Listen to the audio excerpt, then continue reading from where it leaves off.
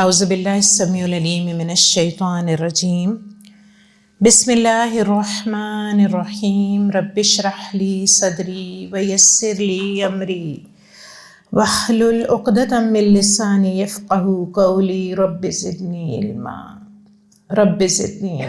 لا تزغ قلوبنا بعد اذ ہدیتنا وَهَبْ لَنَا مِن لَّدُنْكَ رَحْمَةً إِنَّكَ أَنتَ الْوَهَّابُ آمین یا رب العالمین۔ اللہم صلی علی محمد وعلی آل محمد کما صلیت علی ابراہیم وعلی آل ابراہیم انک حمید مجید۔ اللہم بارک علی محمد وعلی آل محمد کما بارکت علی ابراہیم وعلی آل ابراہیم انک حمید مجید۔ جی السلام علیکم ورحمۃ اللہ وبرکاتہ۔ تو چونکہ ہم نے نئے سال میں قدم رکھا اور میں نے سوچا کہ یہیں سے اس نیکی کا آغاز کرتے ہیں، مگر حیرانگی اس بات پر تھی کہ ایز یوزول ہر سال ہی ہوتا ہے کہ پوری دنیا میں ایک جشن کی کیفیت طاری ہوئی ہوتی ہے ان دنوں میں کہیں چراغاں ہو رہا ہوتا ہے، کہیں آتش بازی ہو رہی ہوتی ہے، کہیں موسیقی کی محفلیں ہیں، کہیں ڈانس پارٹیز ہیں، رقص کی محفلیں ہیں، کہیں مبارکباد کے پیغامات دیے جا رہے ہوتے ہیں، کہیں تحائف بھیجے جا رہے ہوتے ہیں، کہیں کیک کاٹے جا رہے ہوتے ہیں۔ یہ تمام رسومات اور یہ جشن جو ہو رہے ہوتے ہیں بظاہر یوں لگ رہا ہوتا ہے کہ جس طرح کوئی بہت بڑی سیلیبریشن ہے، ہم نے کوئی بہت بڑا مارکا مارا ہے جس کے نتیجے میں ہم اس کو اب سیلیبریٹ کرنے چلے ہیں، اور تو لازمی ہے اس کو سیلیبریٹ کرنا ہے۔ تو بہرحال یوں لگتا ہے کہ جس طرح یہ ایک ایسا موقع ہے ہماری زندگیوں میں کہ جس طرح ہم میں سے ہر فرد اس بات پر ڈٹا ہوا ہے کوشش کرنے میں کہ بھئی اس پہ جتنی بھی اس پہ خوشی منائی جائے نا وہ کم ہے، تو بھرپور طریقے سے ویلکم کرنا ہے ایک نئے سال کو اور یہ کرنا ہے۔ تو میری بہنوں ذرا تھوڑی سی گہری نگاہ سے دیکھیں، تھوڑی سی گہری نگاہ سے ڈالیں تو معلوم ہوگا کہ یہ سب لوگ جو کر رہے ہیں نا بڑے معصوم لوگ ہیں، بڑے بھولے بھالے لوگ ہیں، اور اس سے بڑھ کر یہ کہ یہ غافل لوگ ہیں، غفلت میں پڑے ہوئے ہیں، کس چیز کی خوشی منا رہے ہیں انہیں خود نہیں پتہ۔ اصل میں کس چیز کی خوشی منا رہے ہیں؟ یہ اس چیز کی خوشی بنا رہے ہیں کہ یہ بھولے بیٹھے ہیں کہ اللہ سبحانہ و تعالیٰ نے ہمیں زندگی کی جو مہلت دی ہے وہ تو گنی چنی ہے، لکھی ہوئی ہے، مقرر ہے۔ اس مکمل مہلت میں سے اللہ اکبر زندگی کا ایک پورا سال مائنس ہو گیا، ایک پورا سال کم ہو گیا ہماری زندگی کا۔ مجھے بتائیں مبارک کا موقع ہے؟ ہاں کیا ہوا؟ پورا ایک سال گواہ بیٹھے ہیں، گزار چکے ہیں، چلے گواہ نہیں میں کہتی، گزار چکے ہیں، اور ہم مبارک دے رہے ہیں کہ ہم اپنی قبر کی طرف بڑھتے چلے جا رہے ہیں، لو جی شکر ہے وقت کم ہوا۔ بہرحال میں اس ڈیبیٹ کے لیے نہیں آئی یہاں پر کہ جی ہمیں منانا چاہیے، بڑے کویسچنز آتے ہیں میرے پاس، منانا چاہیے نہیں منانا چاہیے، منا لیا تو کیا ہوا، مبارکباد دے دی تو کون سی قیامت ٹوٹ پڑی، یہ سب سوال میرے پاس آتے ہیں۔ تو میں یہاں پر اس ڈیبیٹ کے لیے آج نہیں آئی، یہ تو صرف ایک لمحہ فکریہ تھا سوچنے کے لیے، سوچنا اپنے خود ہے۔ ویسے پرسنلی میں آپ کو بتاؤں، مجھے 30، 31 دسمبر، 1 2 جنوری ان چاروں میں سے کسی دن میں کوئی فرق محسوس نہیں ہوا، ایک ہی جیسے دن تھے، اتنے ہی اوقات تھے، وہی دن تھے، وہی روٹین تھے، کیا فرق تھا ان میں؟ اچھا مجھے کب فرق محسوس ہوتا ہے؟ بلکہ مجھے نہیں، میں یہ بات نہیں کہتی، مجھے آپ سب کو محسوس ہوتا ہے، آپ نے کیا ہوگا، اور آپ اس بات پہ میرا خیال ہے اگر کسی کو نہیں اس پہ اتفاق تو وہ مجھے ضرور بتائے کہ پوری کائنات کی فضا بدلتی ہے جب 29 یا 30 شعبان آتا ہے، جس دن چاند نکلنا ہوتا ہے نا، ان گھڑیوں میں نا فضائیں ہی بدل جاتی ہیں، پوری فضا اتنا چینج ہوتا ہے اس دن میں جتنا اس کا کوئی ایک پل بھی 31 اور 1 جنوری کے درمیان میں نہیں ہے، 31 دسمبر اور 1 جنوری کے درمیان میں نہیں ہوتا ہے، وہ تو ایسے ہوتا ہے آپ محسوس کرتے ہیں کہ دلوں کی دنیا بدل جاتی ہے، جذبات بدل جاتے ہیں، احساسات بدل جاتے ہیں، فیلنگز بدل جاتی ہیں، اور ایک ولولہ اور جوش ہوتا ہے جو انسان کے اندر نا ابھرنا شروع ہو جاتا ہے آنے والے مہینے کو ویلکم کرنے کے لیے۔ اور پھر وہی بات ہے کہ دل نرم بھی ہوتے ہیں اور فی سبیل اللہ کرنے کا جذبہ بھی دلوں میں جو ہے نا آٹومیٹکلی نمودار ہو جاتا ہے اور بڑھتا چلا جاتا ہے امٹ امٹ کے۔ اس سے بڑھ کر کیا ہوتا ہے کہ اپنی جو ہماری غلطیاں، کوتاہیاں، لاپرواہیاں، ہمارے گناہ، ان سب سے ایک پیچھا چھڑوانے کا، نجات حاصل کرنے کا ایک جذبہ جو ہوتا ہے وہ ہمارے اندر موجزن ہوتا ہے۔ اب بس اب آ گیا رمضان، اب میں نے کر کے چھوڑنا ہے نا۔ تو یہ چینج ہوتی ہے اس دن میں۔ اور پھر اصل میں تو جو یہ سال ہم گزارتے ہیں، یہ گزرا ہوا سال ایک یاد دہانی ہے۔ اب ٹاپک کی طرف آتے ہیں، تو یہ جو گزرا ہوا سال ہے، یہ پورا سال ایک یاد دہانی ہے کس چیز کی؟ کہ عمر بڑی تیزی سے گزر رہی ہے۔ ابھی کل 2005 کو ویلکم کر رہے تھے، ابھی 2006 کو کر رہے ہیں، بہت تیزی سے وقت گزر ہے نا، ہے کہ نہیں ہے؟ بجلی کی سی صورت سے وقت جو ہے وہ گزرتا چلا جا رہا ہے، اور زندگی اپنے انجام کو رواں دواں ہے، خاتمے کی طرف بڑھ رہی ہے۔ کیا خیال ہے کتنی گزار چکے؟ کتنی اچھی گزری؟ جو گزر رہی ہے اس کی کیا کیفیت ہے؟ کچھ نہیں پایا وہ جو کرنا چاہیے۔ جس بات یہ ہے کہ بے شک میں اگر مٹیریلسٹک ہو کے کہوں تو میں نے بہت کچھ پایا، شاید بہت کچھ کھویا بھی، لیکن کیا میں اس دنیا میں پانے اور کھونے کے لیے آئی تھی؟ سوال تو یہ ہے کہ جس انجام کی طرف میں سفر کر کے جا رہی ہوں، یہ انجام اپنے دامن میں میرے لیے کیا سمیٹے ہوئے ہیں، اس نے مجھے کیا آفر کرنا ہے؟ اصل تو میں نے کیا کھویا اور کیا پایا؟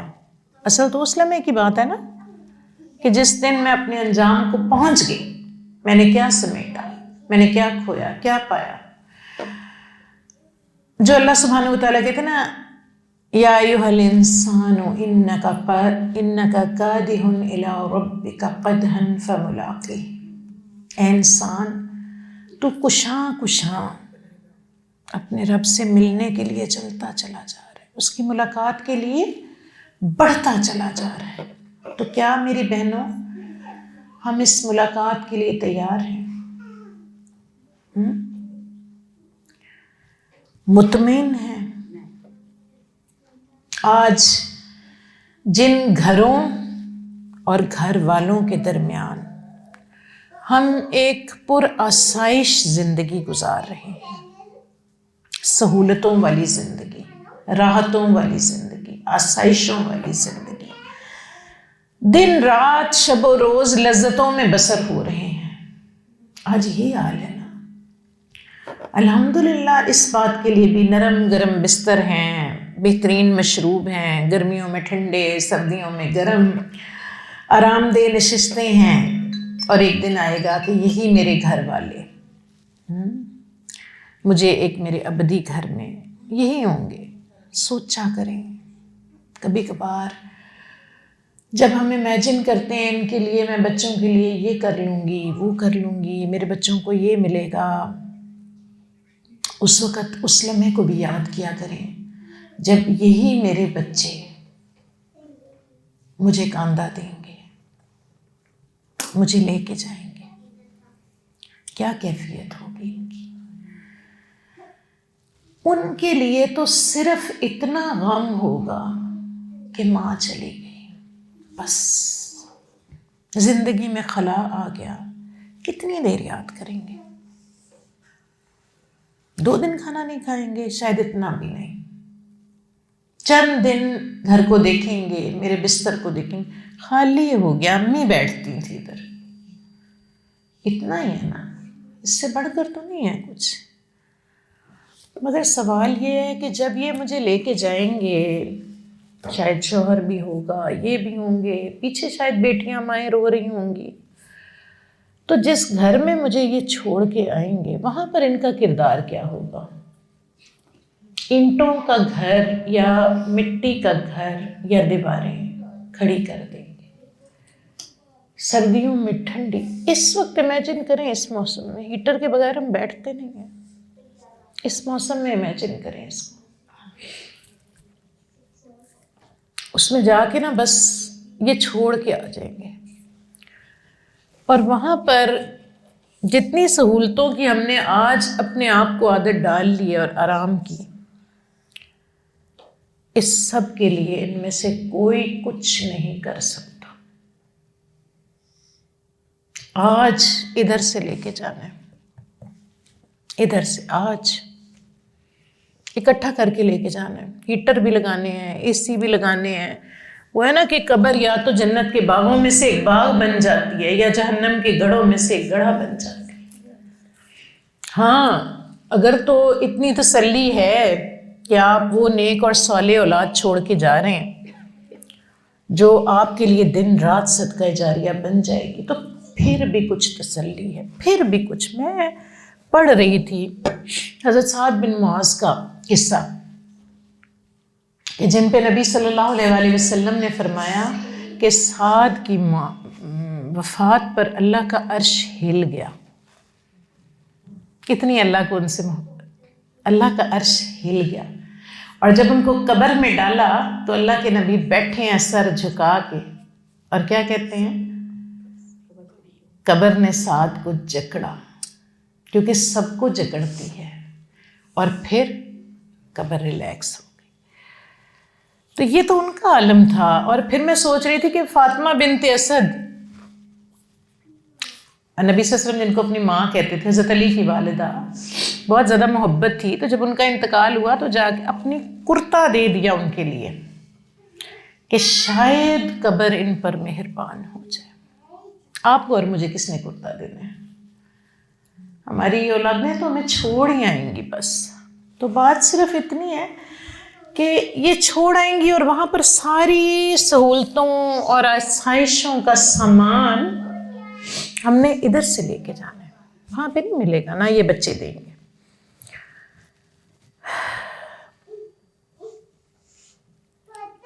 اس گھر کی تیاری اور مہلت کے لیے میرے خیال ہے ہمارے پاس اب جس اسٹیج پر ہم کھڑے ہیں شاید بہت ہی تھوڑی مہلت رہ گئی ہے ہمارے پاس. اور اسی کی یاد دہانی کے لیے ہم نے سوچا کہ آج مل کے اس پہ بات کرتے ہیں. اللہ سبحانہ و تعالیٰ آپ لوگوں کا چل کے آنا اور اس میں شامل ہونا قبول کرے اور اس کو آپ کے لیے درجات کی بلندی کا باعث بنے. تو سورۃ عصر ہم نے کہا اس کی روشنی میں آج دیکھتے ہیں.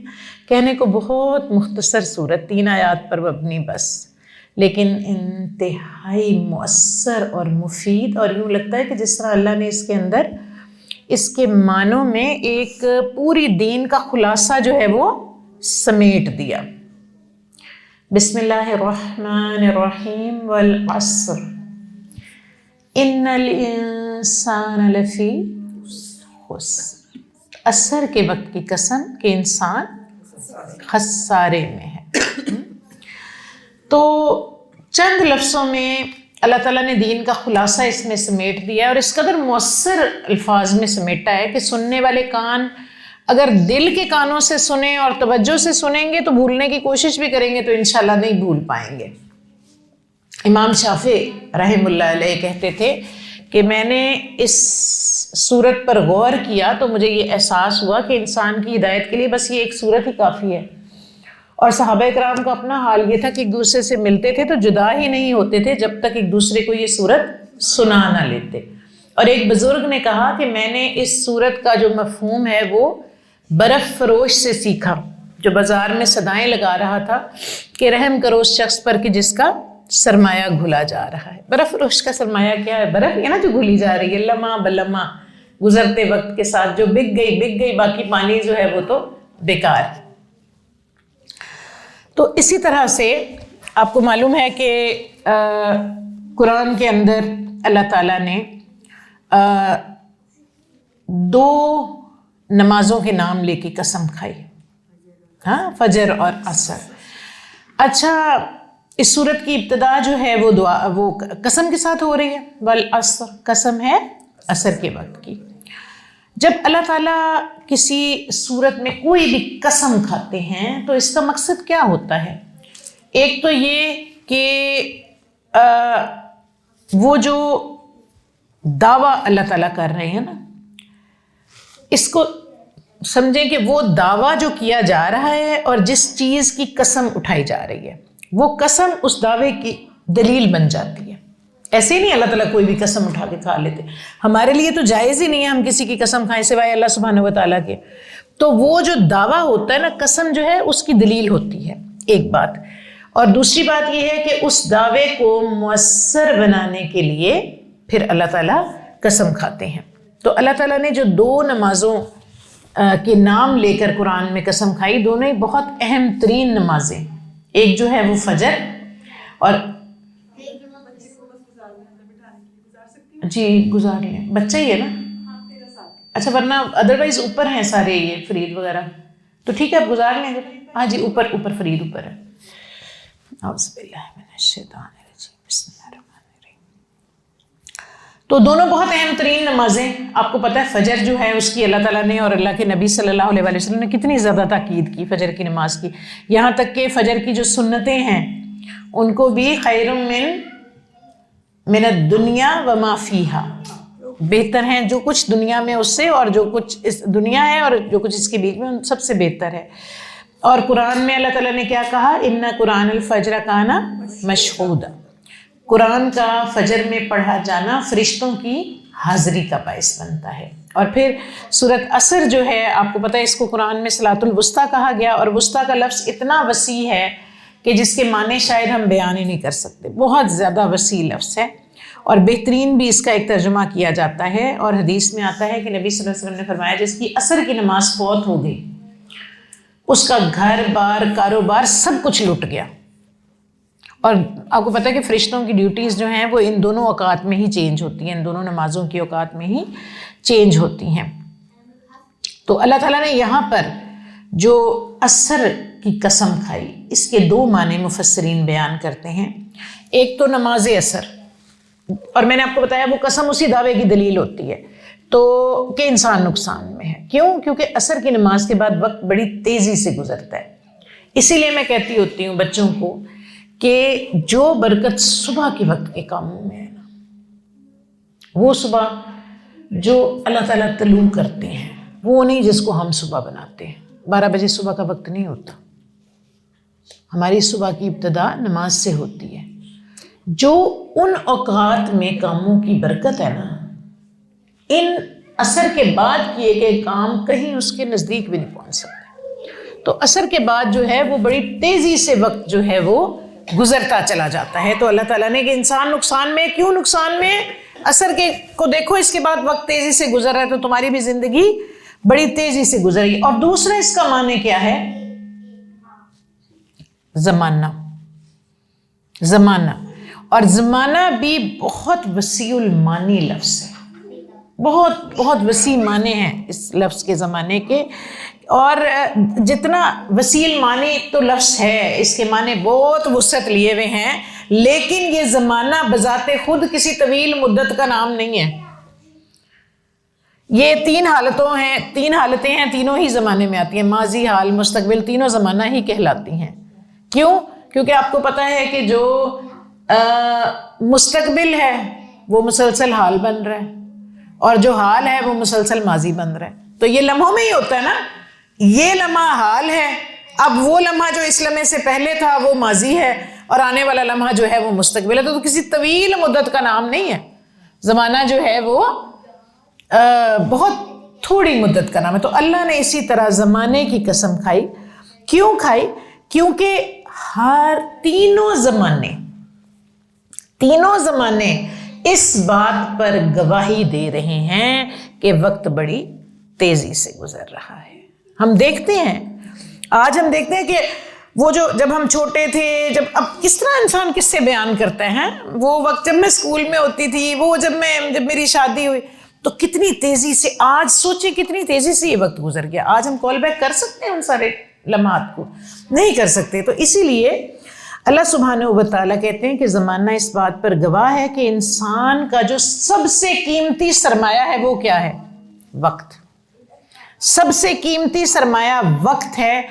جس نے اس کو کیش کر لیا دنیاوی لحاظ سے بھی جس نے وقت سے فائدہ اٹھا لیا وہ فائدے میں رہا, اور جس نے وقت کو سوچ کے گوا دیا کہ میں بیٹھا رہتا ہوں اس نے نقصان اٹھا لیا. اسی طرح سے اللہ نے مطلقاً زمانے کی قسم کھائی ہے کہ تاریخ کے صفحات اس بات پر گواہ ہیں کہ کتنے زمانے گزر گئے, یہ تیزی سے گزرتا ہوا حال تمہیں مسلسل تمہارے ماضی میں دھکیل رہا ہے. اور انسان کی آنکھیں کھولنے کے لیے یہی کافی ہے کہ انسان کا جو راس المال ہے وہ کیا ہے, جس کو آپ عمر کہتے ہیں, جس کو آپ زندگی کہتے ہیں. یہی راس المال ہے نا ہمارا, اور کیا ہے ہمارے پاس؟ سب سے قیمتی سرمایہ. اور اس کی بہترین مثال جو ہے وہ ایک طالب علم کی ہے جس کو کمرہ امتحان میں بٹھا دیا جائے. بہترین مثال ہے. اس طالب علم کے پاس محدود وقت ہوتا ہے, اس کو بتایا جاتا ہے تیرے پاس 3 گھنٹے ہیں. ایسے ہی ہے نا. اسی طرح ہم بھی تو لکھوا کے آئے, ہمیں نہیں پتا کہ کتنے ہیں, لیکن اللہ نے لکھ کے بھیجا ہے بھئی اتنی عمر ہے تیری, 40 سال 50 سال 60 سال 70 سال. اور کسی کو اللہ تعالیٰ رذیل ترین عمر میں پہنچا دیتا ہے کہ بعض اوقات اس کے ارد گرد والے کہتے ہیں اللہ اب اس کی آسانی کر دیں. تو یہ تو اللہ کو ہی پتا ہے. لیکن ہماری مثال اسی طالب علم کی ہے جس کو ایک محدود مدت کے لیے کمرہ امتحان میں بٹھایا جائے. اب آپ مجھے یہ بتائیں اس کمرہ امتحان میں اس طالب علم کا کیا عالم ہے اگر وہ ان 3 گھنٹوں میں اپنی تمام تر جسمانی صلاحیتیں اور ذہنی صلاحیتیں بروئے کار لا کر ان کاغذوں کو بھر لے گا جو اس کو دیے گئے ہیں, تو وہ امتحان میں کامیاب قرار دیا جائے گا. اور اگر وہ وہاں پر بیٹھ کر, پہلے تو وہ بیٹھے تو وہ کہے ہوئے 3 گھنٹے ہیں, پہلے میں ذرا دیکھوں نا کلاس کس قسم کی بنی ہوئی ہے, اچھا جو میرے انچارج ہیں انہوں نے لباس کیسا پہنا ہوا ہے, میں تھوڑا آرام کر لوں انگلیوں کو, پھر میں لکھنا شروع کروں گا. تو کیا بنے گا؟ جب وقت ختم ہوگا اس ایگزامینر نے مہلت نہیں دینی. کیا کرے گا ایگزامینر؟ کھینچ لے گا, خواہ آپ نے لکھا ہوا یا نہیں لکھا ہوا, آپ جتنی مرضی شور ڈالیں. آپ کہیں مجھے سارا آتا ہے, وہ میں نے رٹا ہوا ہے, مجھے 2 منٹ اور دو میں لکھ دوں. وہ کہے گا جس نے 3 گھنٹے میں نہ لکھا وہ 2 منٹ میں اور کیا لکھے گا. اینڈ سیکنڈ جو اس کی مثال ہے طالب علم کی, اب وہ طالب علم اگر تو صرف وہ لکھے گا جو اس سے ایکسپیکٹ کیا جا رہا ہے, جو اس کو پڑھایا گیا ہے ٹیچر نے. بعض اوقات کئی سبجیکٹس ایسے ہوتے ہیں جس میں وہ ٹیچرز کہتے ہیں مجھے ورڈ ٹو ورڈ چاہیے, اور بعض اوقات آپ کو اجازت ہوتی ہے آپ اپنے ورڈز میں, لیکن آپ کہانیاں نہیں سنا سکتے وہاں پر. اب دوسری مثال یہ ہے کہ ایک طالب علم اگر اپنے پیپر کے دوران اپنی مرضی کی کہانیاں لکھنا شروع کر دے گا, خواہ وہ جو 3 گھنٹے میں جس طالب علم نے سلیبس لکھا اس نے 5 صفحے بھرے, یہ طالب علم 10 صفحے بھر کے آ جائے, کامیاب ہوگا؟ پاس ہوگا؟ نہیں, اس کا تو پیپر ہی کاٹ دیا جائے گا. تو میری بہنوں یہی ہمارا حال ہے کہ یہ جو عمر ہمیں ملی ہوئی ہے نا, اس میں ہم نے انہی 2 چیزوں کا خیال کرنا ہے کہ ایک تو اپنے دماغ کے مطابق اس زندگی کو نہیں گزارنا. یہ مہلت اس لیے نہیں ملی کہ جو ہماری صلاحیت ہیں ان کے مطابق ہم گزار دیں. تو جو وہ خالق کائنات جو اپنے بندوں پر کتنا مہربان ہے, بتائیں کتنا مہربان ہے. 70 ماہوں سے زیادہ والی حدیث جو ہے وہ اوتھینٹک نہیں ہے, میں نے اسی لیے پوچھا. جی ہے ہاں, 100 ماہوں والی اوتھینٹک ہے. وہ خالق کائنات جو ہے وہ اپنے بندوں پر 100 ماہوں سے زیادہ مہربان ہے, 100 ماہ سے زیادہ. اب ماں بچے کے امتحان میں کیا کر رہی ہوتی ہے, وہ پڑھ لے, اللہ کا واسطہ ہے پڑھ لے, کبھی اس کو چائے بنا کے دے رہی ہوتی ہے, کبھی کچھ کر رہی ہوتی ہے, اس کو پتہ ہے اس کی کامیابی اس میں. اور وہ کیسے برداشت کرے کہ بچہ جو ہے وہ وقت گوار ہے اور کامیابی کی طرف نہیں بڑھ رہا؟ تو جب ایک ماں برداشت نہیں کرے گی تو وہ 100 درجے زیادہ خالق کائنات کیسے اپنے بندے کو ناکام ہونے دے؟ وہ نہیں ناکام ہونے دے سکتا اس کو.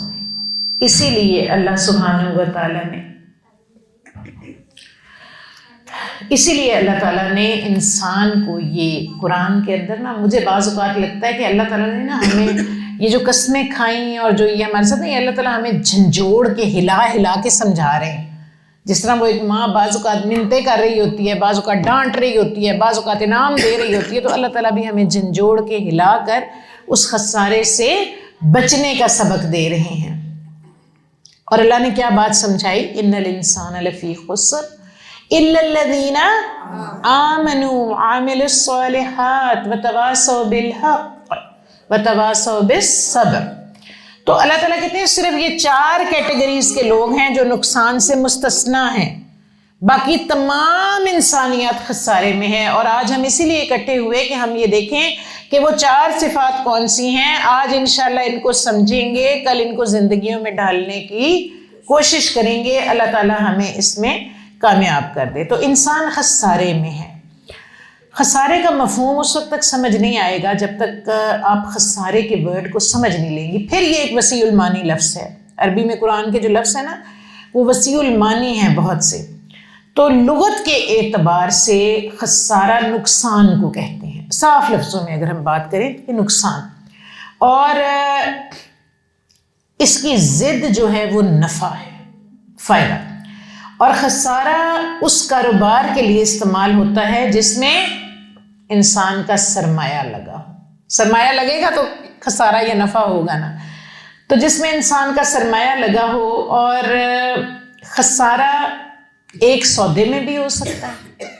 بعض اوقات آپ نے پیسہ لگایا اور آپ کا سارا کاروبار ختم ہو گیا، یہ اس سے بڑی لیول کا خسارہ ہے.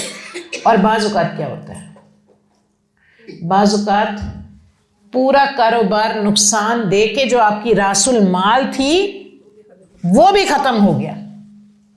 سب سے بڑا خسارہ یہ ہے کہ انسان نے جو مال لگایا تھا، اب جس کو تو نقصان ہو گیا اس کو یہ امید ہے کہ میں یہ کہیں اور لگا کے تو دوبارہ اس سے اپنے کاروبار کو کھڑا کر لوں گا، مگر جس کی راس المال بھی لٹ گئی، جس کا سرمایہ بھی چلا گیا، اس نے اب کہاں سے کمانا ہے.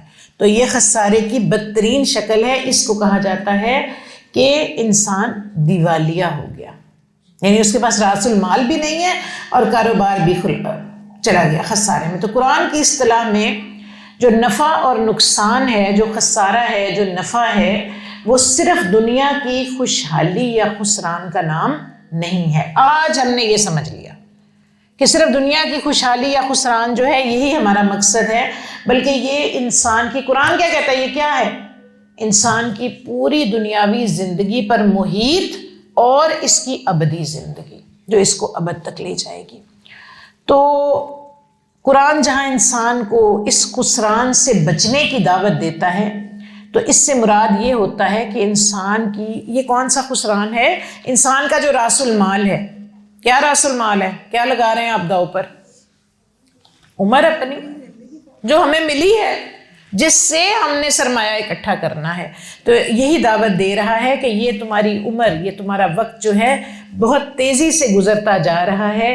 اسی راس المال کو، یعنی یہ جو محدود مدت ہمیں ملی ہے، اسی سے انسان نے اپنے اگلے گھر کی، جو ابھی ہم بات کر رہے تھے، اس کے لیے فیصلہ کرنا ہے کہ وہ گھر میرے لیے ایک جنت کا باغ بن جائے گا یا وہ گھر میرے لیے اللہ نہ کرے کہ دوزخ کے گڑھوں میں سے. مگر بات تو یہاں پہ بھی ختم نہیں نہ ہوتی.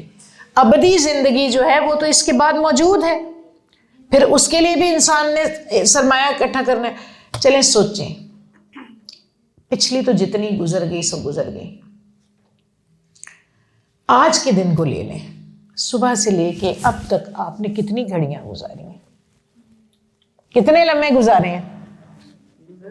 گزر گیا نا دن، کتنی گھڑیاں گزر گئیں. اسی کو اینالائز کریں، آج کے دن کو ہی لے کے سوچ لیں. اس سوچ سے نا آپ کو ایک اپنی زندگی کا اندازہ ہوگا کہ میں کیا کر رہی ہوں. تو آج کے دن میں دیکھیں کہ جتنے لمحات گزرے، ہر طرح کا ٹائم گزارا صبح سے لے کے اب تک، ہے نا.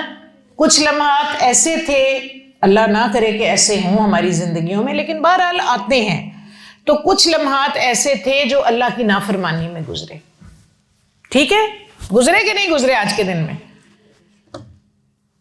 بہت سی ایسی چیزیں ہیں جن میں گزر جاتے ہیں. یہ آزمائش اتنی بڑی ہے، یہ بیڑا غرق کر دیتی ہے اعمال کا. ہاں، تو جو لمحے تو گزرے اللہ کی نافرمانی میں، انہوں نے کیا کیا؟ میرے خسارے میں اضافہ کیا، میرے خسارے میں اضافہ کیا. دوسرے وہ کام تھے جو میں نے جائز تو کیے مگر ان میں ثواب کی کوئی امید نہیں تھی. کھانا کھایا پکایا، کھانا پکانا بھی ثواب کا باعث ہے اگر نیت ٹھیک ہے تو، لیکن ہمارا حال یہ ہے نا کہ ہم کھانا کھاتے ہوئے بھی اتنا ٹائم ضائع کر دیتے ہیں. تو وہ لمحے جو ہیں جو میں نے ضائع کر دی، اب وہ نا اس میں نقصان بھی کوئی نہیں ہے اور ان میں فائدہ بھی کوئی نہیں. یہ میرے وہ لمحے تھے جو ضائع ہو گئے، وہ نقصان دے گئے. یہ وہ لمحے تھے جو ضائع ہو گئے، نہ مجھے فائدہ دیا نہ نقصان. اب بات یہ راس المال، یہ وہ راس المال، پھر وہ اس کو راس المال کے طور پر دیکھیں. وہ جو ایک پہلی ڈگری کے لمحے تھے انہوں نے میرے کاروبار میں نقصان کیا، انہوں نے میرے وہ کمانے کے وقت کو ضائع کر دیا. اس دوران میں کئی گاہک نپٹا کے بہت کچھ کما سکتی تھی.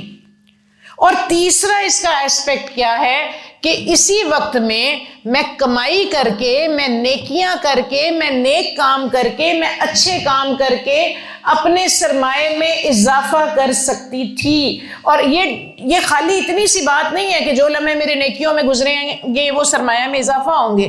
اس سے بڑھ کر یہ ہے کہ ایک تو یہ کہ سرمایہ میں اضافہ ہوگا، دوسرا فائدہ کیا ہوگا؟ گناہوں سے بچیں گے. تیسرا فائدہ کیا ہوگا؟ ان الحسنات یذہبن السیئات، نیکیاں برائیوں کو ختم کرتی جاتی ہیں. اب وہ جو پہلی ڈگری کے عمل میں نے کیے تھے جس میں رب کو ناراض کیا تھا، اب اگر میں ان لمحات میں، جس طرح ابھی الحمدللہ رب العالمین ہم نے کتنے لوگوں کو دعوت دی، اللہ نے آپ لوگوں کو توفیق دے دی آنے کی. یہ لمحے جو ہے نا زندگی کا بہترین سرمایہ ہوتے ہیں. یہ میں نہیں کہہ رہی، یہ کائنات کا سب سے سچا انسان آپ کو بتا رہا ہے. تو اللہ تعالیٰ ہمیں ان لمحات میں اپنی زندگی گزارنے کی بھی توفیق دے اور ان کو ہمارے لیے بہترین سرمایہ حیات بھی بنا دے.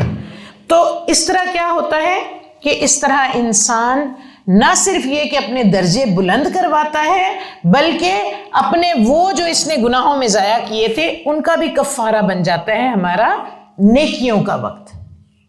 تو اسی طرح زندگی گزر رہی ہے. آپ کو 2 دن 3 دن سے پتا تھا کہ ہم نے جانا ہے، کس صورت سے زندگی گزر گئی اور اب ہمارا یہ کلاس ختم ہونے کا ٹائم آ رہا ہے. تو بات یہ ہے کہ ایک دن کے لمحات کو دیکھ لیں، ہم کس صورت سے نقصان کی طرف بڑھ رہے ہیں، ہم کس تیزی سے اپنی زندگی جو ہے وہ گزارتے چلے جا رہے ہیں. تو اللہ سبحانہ و تعالیٰ نے یہی قسم کھائی کہ انسان نقصان میں ہے.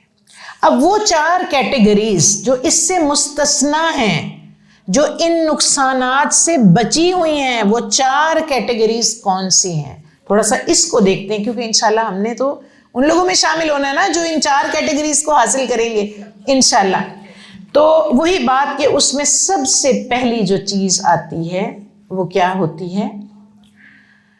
ایمان. یہ سب سے بیسک اور سب سے امپورٹنٹ چیز ہے. کیوں؟ کیونکہ ایمان ہی وہ جڑ ہے جس سے ہر نیکی پھوٹتی ہے. اگر ایمان نہیں ہے تو آپ کا کوئی بھی عمل جو ہے وہ اعمال صالح نہیں کہلائے گا. وہ مثال پھر وہی یہاں پہ موجود ہے، وہ طالب علم جس نے اپنی مرضی کی کہانیاں لکھ دی. آج سوال کیا جاتا ہے کہ جو نان مسلمز اتنے بھلائی کے کام کرتے ہیں، اتنے وہ سارے ضائع ہو گئے. تو یہ بات میں نہیں کہہ رہی آپ کو، میرے پاس تو کوئی نالج ہی نہیں کہ میں دعویٰ کروں، نہ میں اس وقت کی مالک ہوں جس میں فیصلے ہونے ہیں. تو جب احادیث کا مطالعہ کریں تو کیا پتہ چلتا ہے؟ ایمان نہیں تو اللہ کیا کہتے ہیں کہ اس دن کیا ہوگا؟ میں ان کی نیکیوں کے لیے ترازو ہی نہیں رکھوں گا، ان کا وزن ہی نہیں کیا جائے گا جو ایمان سے خالی ہوں گے۔ تو سب سے بیسک چیز جو ہے وہ کیا ہے؟ وہ ایمان ہے۔ اب ایمان کی ڈیفینیشن دیکھنی ہے۔ ہر کسی کے پاس ایمان کی ڈیفینیشن جو ہے وہ الگ ہے، ہر کسی کا ایمان کا معیار مختلف ہے۔ اصل جو ہے ایمان کا مطلب کیا ہے اور ایمان کی ڈیفینیشن کیا ہے، اور حقیقی ایمان کون سا ہے جو میرے رب کو مجھ سے مطلوب ہے۔ بات تو یہ جو میرے رب کو مطلوب ہے، میری مرضی کا ایمان تو نہیں چلے گا، ایمان تو وہ چلے گا جو میرے رب کو مطلوب ہے، اور جس پر میرا رب مجھے اہل ایمان ہونے کا ٹک لگائے گا، جو اللہ تعالیٰ قرآن میں کہتے ہیں یا ایھا الذین آمنوا آمنو، اے لوگو جو ایمان لائے ہو ایمان لے بھی آؤ۔ بات تو یہ ہے، تو ایمان لانے کا دعویٰ تو ہم سب کے پاس موجود ہے، مگر وہی بات ہے کہ حقیقی ایمان، اچھا آپ لوگوں سے پوچھیں، آپ کو کیا کہیں گے ایمان کیا چیز ہے؟ جس نے کلمہ پڑھ لیا وہ ایمان لے آیا۔ میری بہنوں، اتنا آسان ہوتا تو مجھے بتائیں، وہ صحابہ کرام یقین کریں جو تسبیحات ہم نے معمول بنائی ہیں نا، میں روز کی 100 کلمہ صبح پڑھتی ہوں، 100 کلمہ شام پڑھتی ہوں، میں نے اپنے مرنے کے لیے بھی اپنے کلمے پڑھ لیے، مزے کی بات یہ ہے کہ میرے مرنے کے بعد دوسرے جو ہیں آ کے میرے حصے کا کلمہ پڑھ رہے ہیں۔ مجھے بتائیں ان کی گٹکیں جو ہیں کلموں کی وہ مجھے کیا فائدہ دیں گی؟ خیر بہرحال اس کو چھوڑیں۔ تو اگر یہ ایمان جو ہے حقیقی ایمان، صحابہ کرام سمجھتے تھے نا ہم سے بہتر، اگر وہ ہمارے والے معیار کے مطابق تسبیحات کا نام ہوتا تو ان کو کیا مشکل تھا کہ وہ اس جیسی 5 تسبیحاں روز نہ پڑھ لیتے؟ ان کو کیا مسئلے تھے کہ انہوں نے اپنی زندگی جو ہے اتنی کٹھن بنا دی، اپنی زندگی کا رخ بدل دیا، ہماری طرح تسبیحاں پڑھتے دن رات اور ہماری ہی طرح زندگی کو اپنی ڈھب پر گزارتے، اپنی مرضی سے گزارتے۔ آج ہم یہی کر رہے ہیں کہ نہیں کر رہے؟ مجھے اس کا جواب دیں۔ ہم کلمہ پڑھ رہے ہیں، ہم تسبیحاں پڑھ رہے ہیں، مگر ہم زندگی اپنی مرضی کی گزار رہے ہیں، اپنے ڈھب کی گزار رہے ہیں، تو یہ ایمان نہیں ہے۔ جب عربی لغت کا مطالعہ کیا جائے نا تو اس میں جو ایمان کا مطلب آتا ہے وہ کیا ہے؟ اس کا معنی عربی میں انہوں نے لکھا ہے کہ تصدیق کرنا، یعنی ماننا، پھر اس پر اعتماد کرنا، اس پر بھروسہ کرنا اور اس کے اوپر یقین رکھنا۔ اب یہ بھی شاید ہمیں سمجھ نہ آئے، قرآن نے اس ایمان کو جو اللہ کو مطلوب ہے بہت سی جگہوں پر اس ایمان کی وضاحت کی ہے قرآن میں۔ سورہ قاف میں اللہ تعالیٰ فرماتے ہیں ان الذین قالوا ربنا اللہ ثم استقاموا فلا خوف علیہم ولا هم یحزنون، جنہوں نے کہہ دیا میرا رب اللہ ہے، ثم استقاموا، پھر اس پر استقامت کے ساتھ ڈٹ گئے، کھڑے ہو گئے، فلا خوف علیہم ولا هم یحزنون، ان کو کوئی خوف نہیں ہے، کوئی ڈر نہیں ہے، ان کو زندگی میں کوئی غم نہیں آئیں گے۔ پھر اللہ تعالیٰ سورہ فصلت میں فرماتے ہیں ان الذین قالوا ربنا اللہ ثم استقاموا تتنزل علیہم الملائکہ الا تخافوا ولا تحزنوا وابشروا بالجنۃ التی کنتم توعدون، جنہوں نے کہہ دیا ہمارا رب اللہ ہے اور پھر اس پر ڈٹ گئے، اس پر استقامت کے ساتھ کھڑے ہو گئے، کیا ہوتا ہے؟ ان پر ملائکہ نازل ہوتے ہیں۔ یہ قرآن کہہ رہا ہے، میں نہیں کہہ رہی۔ ان پر فرشتے نازل ہوتے ہیں اور انہیں کیا کہتے ہیں؟ نہ غم کھاؤ، نہ خوف کرو۔ وہ ان کو خوشخبری دیتے ہیں اس جنت کی جن کا ان سے وعدہ کیا جا رہا ہے۔ یہ ہے ایمان، صرف زبان سے اقرار نہیں۔ کون سی شرط ہے اس کے ساتھ؟ استقامت۔ استقامت سے کیا مراد ہے؟ ڈٹ جانا۔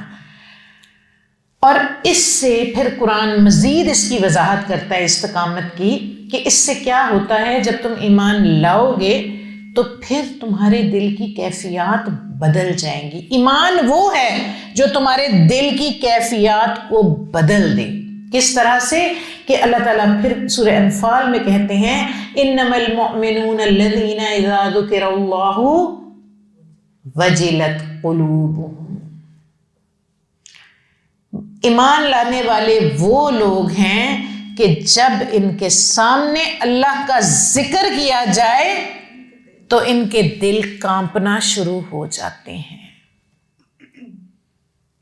آج ہم دنیا کے معاملات میں کھڑے ہوتے ہیں، کوئی معاملہ کر رہے ہیں، کسی نے وہاں پر ان الذین آمنوا، اگر میں اہل ایمان ہوں، میں غلط بات کر رہی ہوں، کسی نے کھڑے ہو کے کہا اللہ سے ڈرو، مجھے یاد آ گیا، میرا دل کانپنا شروع ہو گیا۔ ہمارا یہ عالم ہے، ہمارے دل اللہ کے ذکر سے ڈرتے ہیں۔ ہم تو اتنا قرآن سن لیتے ہیں، پڑھ لیتے ہیں، ہضم کر لیتے ہیں، اللہ کا ذکر ہوتا ہے ہم تو اللہ کی قسمیں کھا جاتے ہیں، ہم تو اللہ کی قسمیں کھا جاتے ہیں۔ کیا دل کانپتے ہیں؟ کیا اسی وقت لرزے کی کیفیت طاری ہو جاتی ہے؟ تو اصل ایمان پہ ڈٹ جانا کہ ٹھیک ہے میں دنیا میں زندگی بسر کر رہی ہوں، لمحے کے لیے مجھے شیطان نے بلا لیا اور وہیں پر میرے دل نے اللہ کو یاد کیا، اللہ کا نام آیا، اللہ کا ذکر کیا، میں کانپنا شروع ہو گئی۔ اور پھر سورہ بقرہ میں اللہ تعالیٰ کیا کہتے ہیں؟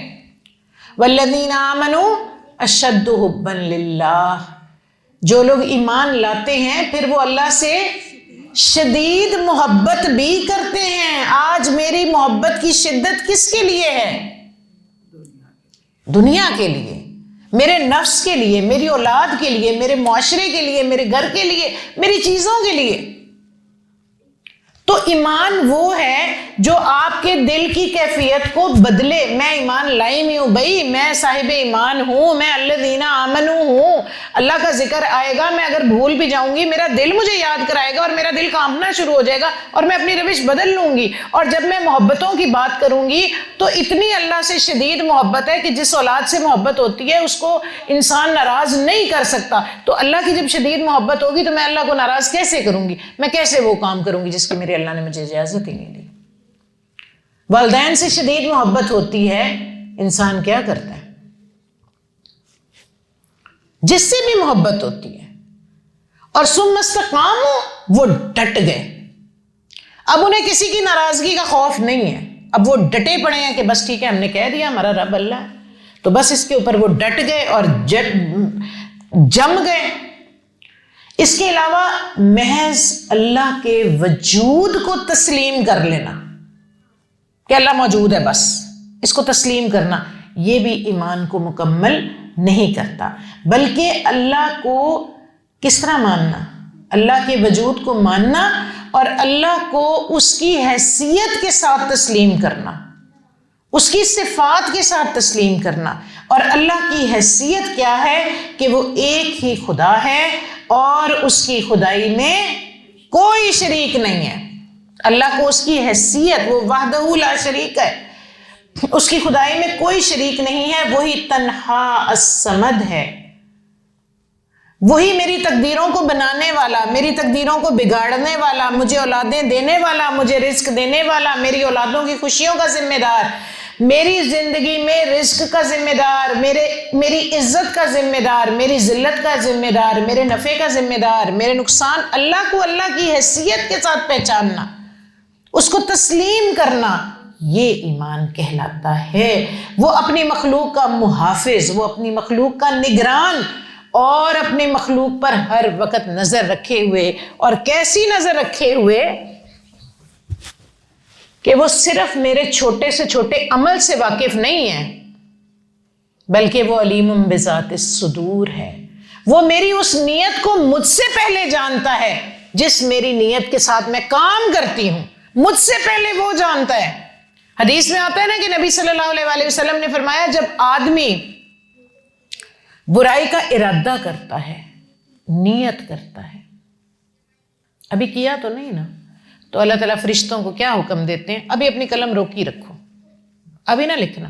اللہ کو خبر ہے ارادہ کر لیا نا، اور تو کسی کو خبر نہیں، آپ کو کیا پتا میں اس کا دل میں کیا ارادے کر کے بیٹھی ہوں۔ تو اللہ کو اس کی حیثیت کے ساتھ تسلیم کرنا، اس کی صفات کے ساتھ تسلیم کرنا، یہ ہے اللہ پر ایمان۔ یہ ہمارے والے نہیں کہ تسبیحاں پڑھ لی، وہ تسبیحوں کے دانے گر رہے ہیں اور میرا دماغ جو ہے وہ سپیڈ چل رہا ہے کہ میں نے کل کیا کام کرنا ہے، ابھی کیا کرنا ہے، یہ جو گزر کے گئی اس کے یہ میرے ساتھ کیا کر کے گئی، یہ کیسی ہے، یہ فلاں جو ہے فلانے سے بات ہنس کے کر گئی، یہ ہے ہی ایسی، دانے میرے تسبیحوں کے گر رہے ہیں۔ تو اللہ کو اللہ کی حیثیت کے ساتھ تسلیم کرنا اور پھر اس پہ ڈٹ جانا، بس رازق وہی ہے۔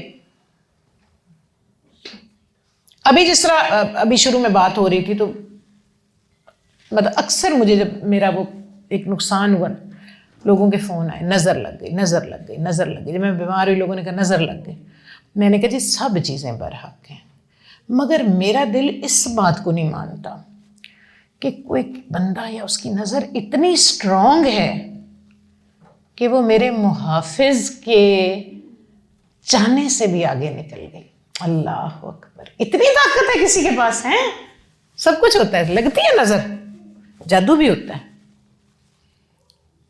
بچانے والا نقصان کرنے والے سے بہت بڑا ہے۔ میں ان چیزوں میں کیوں پڑھوں؟ پھر دوسرا رخ کیا ہوتا ہے، میں سوچوں گی کون لگا گیا نظر، اب میں اسی چکروں میں پڑتی رہوں گی۔ بھئی جس نے لگانی تھی، بہانہ بننا تھا، بن گیا۔ بات تو یہ، میرا بچانے والا اوپر بیٹھا ہوا تھا، اس نے چاہا تو بنا نا، میں اس کو کیوں ناراضی کروں، اس سے کیوں نہ معافی مانگوں؟ جب وہ اللہم لا مانع لما اعطیت ولا معطی لما منعت، اللہ جو تو عطا کرنے پہ آ گیا کوئی روک نہیں سکتا، اللہ جس کو تو نے ڈکا لگا دیا کون دے گا مجھے؟ یہ ہے اللہ پر ایمان، اللہ کی صفات پر ایمان، اللہ کی حیثیت پر ایمان۔ الیس اللہ بکاف عبدہ، کیا اللہ اپنے بندے کے لیے کافی نہیں ہے؟ تو الحمدللہ رب العالمین، ہمارے لیے ہمارا اللہ کافی ہے، ہمارے فائدوں کے لیے، نقصان کے لیے۔ آپ کا کیا خیال ہے دنیا میں جب نقصان ہوتے ہیں تو کیا نعوذ باللہ وہ جو حی القیوم ہے، جو جس کو لا تأخذہ سنۃ ولا نوم، تو کیا اللہ تعالیٰ اس وقت جو ہے وہ بیٹھا دیکھ رہا تھا کیا چاہے بندے آگے نکل گئے؟ اللہ کے اذن سے وہ کام ہوا۔ یہ ہے اللہ پر ایمان، یہ نہیں جو ہمارا ایمان ہے، یہ ہے اللہ کی ذات کے اوپر، اللہ کی صفات کے اوپر، اللہ کی حیثیت کے ساتھ اس پر یقین۔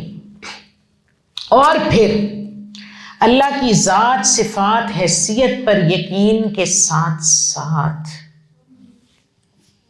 یہ یقین کہ وہ یہ حق رکھتا ہے کہ اس کی اطاعت کی جائے۔ جب دینے والا وہ، جب نوازنے والا وہ، جب مشکلوں سے نکالنے والا وہ، تو پھر اطاعت کس کی کرنی ہے؟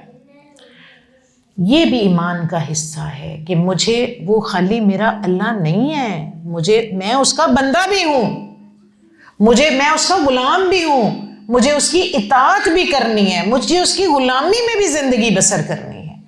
تو یہ سب چیزیں اسی کی، پھر مجھے اس کی عبادت بھی کرنی ہے اور صرف اسی کی کرنی ہے۔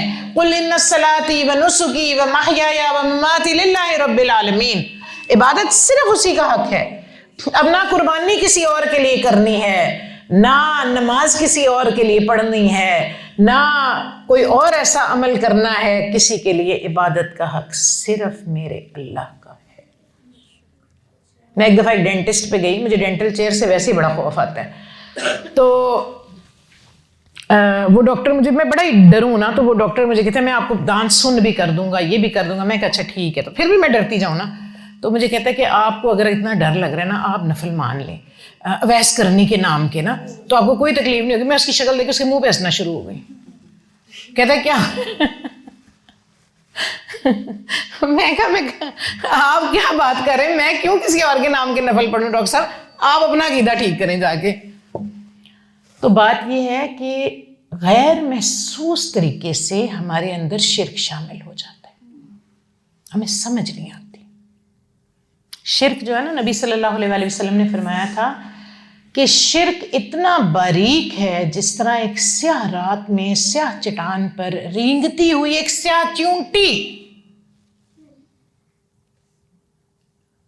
ایسے نہیں اللہ تعالیٰ نے کہا ان الشرک لظلم عظیم، ایسے نہیں اللہ کے نبی نے سنا دیا کہ اللہ تعالیٰ کہتا ہے کہ میرا بندہ اگر زمین بھر گناہوں کے ساتھ مجھ سے ملے گا، اللہ اکبر، زمین بھر گناہوں کے ساتھ اس حال میں ملے گا، اس نے میرے ساتھ کسی کو شریک نہیں کیا ہوگا، میں اس سے اتنی ہی مغفرت کے ساتھ ملوں گا۔ آپ جو میری کلاس ہے اس کو پتہ ہے کہ میں پہلے دن سے ان کو کہہ رہی ہوں ایک خزانہ اپنے دامنوں میں مجھ سے لے لو تاکہ میرے لیے بھی اپنے عقیدے کو خالص کر لو، اپنی توحید کو خالص کر لو۔ غلطیاں ہم سے ہونی ہیں، ہر لیول پر ہونی ہے، کم از کم ایک خزانہ تو اپنے دامن میں ڈالیں، اللہ کے ساتھ 1 to 1 تعلق مضبوط کریں۔ مزے کی بات بتاؤں آپ کو، وہاں پاکستان نیوی کے ساتھ ہوں میں، وہاں پہ میری کلاسز ہوتی ہیں اور نیوی کے ساتھ وہاں پر میرا دورہ قرآن ہوتا ہے۔ مجھے اتنی خوشی ہوئی کہ جس دن ہماری دورہ قرآن کی وہ ان کی آپ کو پتہ ہے فورسز کے اپنے پروٹوکولز ہوتے ہیں سارے، تو وہ بڑا میں چاہتے ہوئے بھی اب وہ میرے بس سے باہر ہوتا ہے، انہوں نے اپنی وہ شیلڈیں دینی ہوتی ہیں، ان کی جو chief of the naval staff ہے ان کی وائف نے، اور وہ سارا وہ کرنا ہی ہوتا ہے۔ تو انہوں نے بہت مجھے مزہ اس بات کا آیا کہ انہوں نے نا 2-3 کو بلایا اسٹیج پر اور انہوں نے کہا کہ آپ نے کیا سیکھا ان سے دورہ قرآن میں؟ تو میرے آنسو ہی نہ رکیں جب ایک نے آ کے اسٹیج پہ کہا نا کہ انہوں نے ہمیں یہ بتایا ہے کہ توحید کیا ہے اور اللہ کے ساتھ تعلق کیسے جوڑنا ہے۔ کہتے ہیں ہمیں نہیں تھا پتا، تو یہ مسلسل جو یہ ہمیں بتاتی رہی ہے نا، تو ہمیں اب میں نے کہا الحمدللہ اگر ایک بندہ بھی توحید پر آ جائے نا، الحمدللہ رب العالمین۔ تو یہ میرا کلاسوں کے ساتھ یہی بہت زیادہ میرا ایک زور ہوتا ہے کہ بس اللہ کے ساتھ اپنا 1 to 1 تعلق قائم کر لیں، بڑا مضبوط تعلق ہے۔ ماں بھی چھوڑ دے گی، بچے بھی چھوڑ دیں گے، اولاد بھی چھوڑ دے گی، سب چھوڑ دیں گے، قبر میں تو اسی نے ساتھ جانا ہے، اسی نے ہونا ہے نا وہاں پر۔ تو اس لیے یہ جو ہے نا یہ ایمان، یہ ایک بہت بڑا خزانہ ہے، اللہ آپ کو دے دے، اور اگر اللہ دے دے تو اس کی بہت حفاظت کیجیے گا، بہت بڑا خزانہ ہے۔ چور وہیں آتا ہے جہاں خزانہ ہوتا ہے، خالی گھروں میں چور نے کیا لینا جا کے۔ تو اسی طرح سے مومن کی زندگی کیا ہے؟ لا مطلوب الا اللہ، لا مقصود الا اللہ، نہ کوئی اور مطلوب ہے چیز، نہ کوئی اور مقصود ہے سوائے اس اللہ کی ذات کے۔ تو یہاں پر ایک بات کی اور وضاحت کہ ضروری نہیں ہے کہ جو ایمان لے آئیں اور وہی فائدے میں دنیا میں رہیں۔ کئی دفعہ وہ لوگ جو ایمان سے کوسوں دور ہوتے ہیں، کئی دفعہ اللہ ان کو دنیا میں بہت سے نفع دے دیتا ہے، بہت سے فائدے دے دیتا ہے۔ فرعون کو دیکھ لیں، قارون کو دیکھ لیں، نمرود کو دیکھ لیں، حامان کو دیکھ لیں، آج کے یہودیوں کو دیکھ لیں۔ تو یہ بات یقینی ہے کہ آخرت میں ان کا خسارہ ہی خسارہ ہے۔ اب رہ گیا اہل ایمان کا معاملہ، اللہ چاہے ان کو دنیا میں بھی ڈھیروں دے دے، اللہ چاہے تو انہیں دنیا میں کچھ بھی نہ دے، مگر آخرت میں انشاءاللہ ان کا پکا ہے۔ ایسے بھی ہیں جو اہل ایمان ہیں، اللہ انہیں دنیا میں اتنا دیتا ہے۔ اصل میں دیکھیں وہی بات ہے کہ اللہ اس لیے بھی دیتا ہے نا کہ اللہ نے پھر اپنے رستوں میں خرچ بھی تو کروانا ہے ان کے ذریعے، اللہ نے اپنے بندوں کی ضرورتیں بھی تو ان کے ذریعے پوری کرانی ہے۔ اور بعض اوقات دیکھیں اللہ تعالیٰ اس لیے بھی مومن کو سٹرونگ دیکھنا چاہتا ہے، اللہ تو مومن کو سٹرونگ دیکھنا چاہتا ہے تاکہ وہ مثال بن جائے۔ وہی بات کہ جو نبی صلی اللہ علیہ وآلہ وسلم نے، وہ میں آپ کو اکثر سناتی ہوتی نا کہ صحابہ کو دیکھا، ایک صحابی کو دیکھا مسجد میں، برے کپڑے، گندے کپڑے، برے حال، منہ پھیر لیا، ادھر سے آیا منہ پھیر لیا، ادھر سے آیا منہ پھیر لیا، یا رسول اللہ صلی اللہ علیہ وسلم کیا بات ہے، آپ کیوں مجھ سے ناراض ہیں؟ آپ اس کو جانتے تھے، آپ نے کہا اللہ نے تجھے دیا نہیں ہوا، دیا ہوا ہے، تو آپ نے کہا پھر تیرے لباس سے ظاہر کیوں نہیں ہو رہا؟ تو جن کو اللہ نے دیا ہے وہ اس میں تفاخر نہیں، مگر پھر وہ ایک آدمی نے سوال پوچھا کہ یا رسول اللہ صلی اللہ علیہ وسلم، آدمی کو یہ پسند ہے کہ اس کا لباس اچھا ہو، اس کا جوتا اچھا ہو، تو آپ صلی اللہ علیہ وسلم نے کیا جواب دیا؟ اللہ جمیل ویحب الجمال، اللہ خوبصورت ہے، خوبصورتی کو پسند کرتا ہے۔ تو وہی بات ہے کہ اللہ مومن کو اسٹرانگ دیکھنا چاہتا ہے. ہاں اللہ نے دیا ہوا آپ دین کی علامت بنے دنیا کے اندر, آپ انفاق فی سبیل اللہ کریں, آپ اللہ کے دین کو قائم کرنے میں پیسہ خرچ کریں, آپ لوگوں کو بتائیں, کیونکہ لوگ عموماً یہ کانسیپٹ رکھتے ہیں کہ اگر ہم دین پہ آ گئے تو ہمیں دنیا چھوڑنی پڑے گی. کہاں چھڑواتا ہے اللہ دنیا, مجھے بتائیں. تھوڑا سا کنفائن کرتا ہے, آپ کے رستے تھوڑے سے ریسٹرکٹ کرتا ہے, باقی تو اللہ تعالیٰ ہر چیز کی اجازت دیتے ہیں. زکوٰۃ جو آپ کے دین کا ایک اہم رکن ہے, بنیاد ہے دین کی, کب لاگو ہوگی؟ جب 7.5 تولے سے زیادہ سونا ہوگا تو لاگو ہوگی نا. تو پھر تو اللہ نے آپ کو روکا نہیں, صرف آپ کو کنفائن کیا کچھ چیزوں کے اندر. تو اسی طرح سے اللہ تعالیٰ چاہے تو دنیا میں انسان کو دے دے یا دنیا میں نہ دے, بہرحال یہ کامیابی کا معیار نہیں ہے. نبی صلی اللہ علیہ وسلم سے پوچھا گیا دنیا میں سب سے زیادہ آزمائشیں کس پر آتی ہیں؟ کہا انبیاء پر. کہا پھر اس کے بعد جو اللہ کے قریب ہے, اللہ ان کو آزمائشوں میں بھی مبتلا کرتا ہے. اور وہی بات ہے کہ نبی صلی اللہ علیہ وآلہ وسلم کی زندگی جب ہم دیکھتے ہیں تو وہ کوئی شاید ایسی آزمائش ہو جو ان پر دنیا میں نہ آئی ہو. مگر دنیا میں اگر کوئی دیندار بندہ کسی آزمائش میں مبتلا اللہ کی طرف سے ہو جاتا ہے تو مجھے لگتا ہے دنیا کی جو زبانیں ہیں نا وہ 2 دھاری تلوار بن جاتی ہیں, اس پہ کیڑے نکالنے کا بہت ہی ہمیں پھر مزہ آتا ہے. تو بہرحال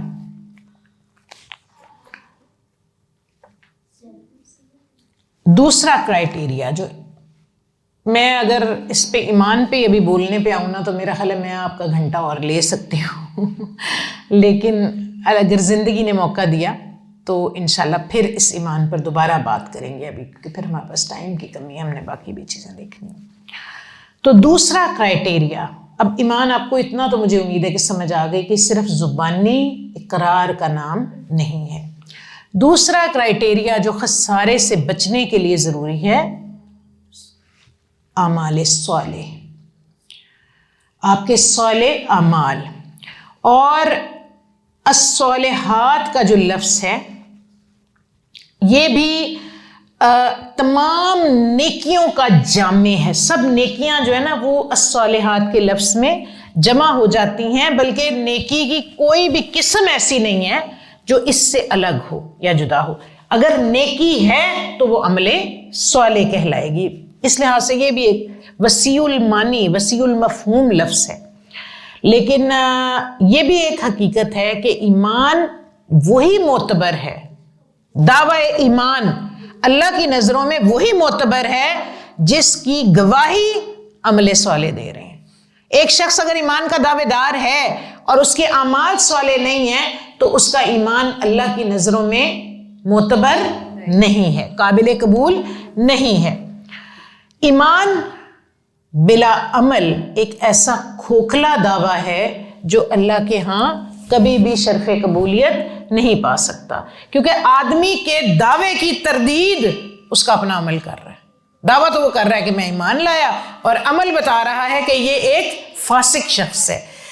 اسی طرح اس کی مثال جو ہے ایمان اور اعمال صالح کی, وہ ایک درخت اور اس کے بیج کی سی حیثیت ہے. کس طرح سے کہ اگر انسان ایک بیسٹ کوالٹی کا بیج لیتا ہے اور اس کو زمین میں دفن کرتا ہے اور پھر اس کی آبیاری کرتا ہے, اس کو پانی دیتا ہے, اس کو بچاتا ہے ہر طرح کے کیڑوں سے, تو کیا نتیجہ نکلے گا؟ ایک بہترین درخت اگے گا جو کہ پھلدار ہوگا, جو اس کے لیے نفع کا باعث ہوگا. اور دوسری صورت کیا ہے, یا تو بیج ردی قسم کا تھا تو جھاڑیاں اگیں گی, اور یا یہ ہو سکتا ہے کہ آدمی نے بیج تو بو دیا مگر اس کے بعد پھر وہ چھوڑ دیا, تو کیا ہوگا؟ اگر وہ اس کا پیچھا نہیں کرے گا, وہ بیج زمین میں دفن تو ہوا مگر وہ ضائع ہو گیا. تو یہی ایمان اور اعمال صالح کا حال ہے. اگر آپ ایمان کا دعویٰ کر رہے ہیں تو آپ کو اس دعوے کا, یہ وہ بیج ہے جو آپ نے بویا, اب آپ کو اس کی حفاظت کرنی ہے, اس کو ہر وقت پانی بھی دینا ہے, اس کو نقصانات سے بچانا ہے، تبھی یہ ایمان آپ کا جو ہے وہ اعمال صالح کے درخت کی صورت میں نکلے گا جو آپ کو ہر لمحہ پھل دے گا اور آپ کو فائدہ دے گا۔ اس لیے آپ دیکھیں کہ اکثر قرآن میں ایمان اور اعمال صالح جو ہیں وہ اکٹھے آئے ہیں، اکثر یہ دونوں چیزیں جو ٹرمز جو ہیں یہ اکٹھی آتی ہیں۔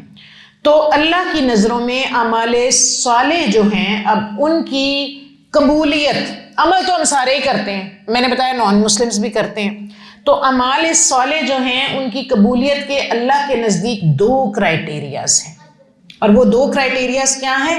ایک ایمان، جو میں نے آپ کو بتایا، جس عمل کی جڑ میں ایمان نہیں وہ مقبول نہیں، بلکہ میں نے آپ کو بتایا کہ جو آپ کے عمل ہوں گے قیامت والے دن اور ایمان نہیں ہوگا تو کیا ہوگا؟ اللہ تعالیٰ کہتے ہیں کہ ان کو ایک تو ترازو نہیں رکھا جائے گا، اور دوسرا ان عملوں کا حال کیا ہوگا؟ حدیث میں آتا ہے کہ ان کو راکھ بنا کر اڑا دیا جائے گا۔ اب وہ عمل انسان کو اپنے پاس نظر ہی نہیں آئیں گے کیونکہ ان کے پیچھے ایمان نہیں ہے، اور ایمان یہ والا ایمان نہیں جو ابھی میں نے آپ کو ایکسپلین کیا ہے، اس ایمان کی بات کر رہی ہوں۔ دوسرا کرائیٹیریا بہت امپورٹنٹ، کون سا ہے؟ بتائیں، میری کلاس بہت عرصے سے چھوڑ دیا، آپ لوگوں کو بھول گئے۔ اتباع سنت، اتباع سنت،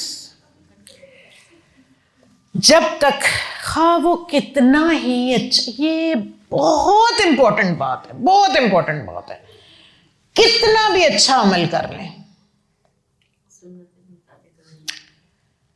اچھا، نماز کیسا عمل ہے؟ اچھا ہے نا، بہترین ہے نا۔ نبی صلی اللہ علیہ وآلہ وسلم نے فرمایا صلو کما رأیتمونی اصلی، نماز ایسے پڑھے جیسے مجھے نماز پڑھتے ہوئے دیکھتے، ٹھیک ہے۔ اب ایک بندہ یہ کہے بھائی میری تو نماز بڑی امپورٹنٹ ہے، میں تو نا 1 رکعت میں 4 سجدے کروں گا، اور سجدے کو کون برا کہہ سکتا ہے؟ قبول ہوگی نماز؟ کیونکہ اللہ کے نبی نے کہا میں نے 2 کی ہیں، تم نے بھی نماز ایسے پڑھنی ہے جس طرح میں نے پڑھی ہے، بھئی اس کے علاوہ پڑھو گے۔ نبی صلی اللہ علیہ وآلہ وسلم نے فرمایا جس نے کوئی ایسا عمل کیا جس کے اوپر میرا عمل نہیں ہے فہو رد، اللہ اس کو رد کر دے گا۔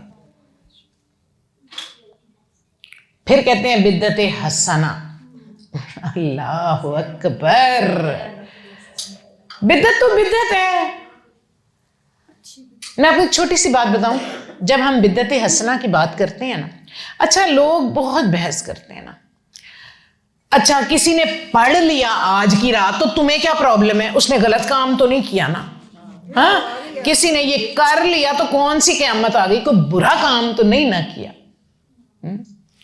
تو میں نے آپ کو کہا کسی نے 4 سجدے کر لیے تو اس نے کوئی برا کام تو نہیں نہ کیا، کیے تو اس نے سجدے ہی، کیا قابل قبول ہے؟ اچھا اس میں اس کی برائی کیا ہے، اس کی نقصان کیا؟ چلے میں آپ کو یہ ایکسپلین کر دیتی ہوں، پھر آپ کو خود سمجھ آ جائے گی۔ جی جی،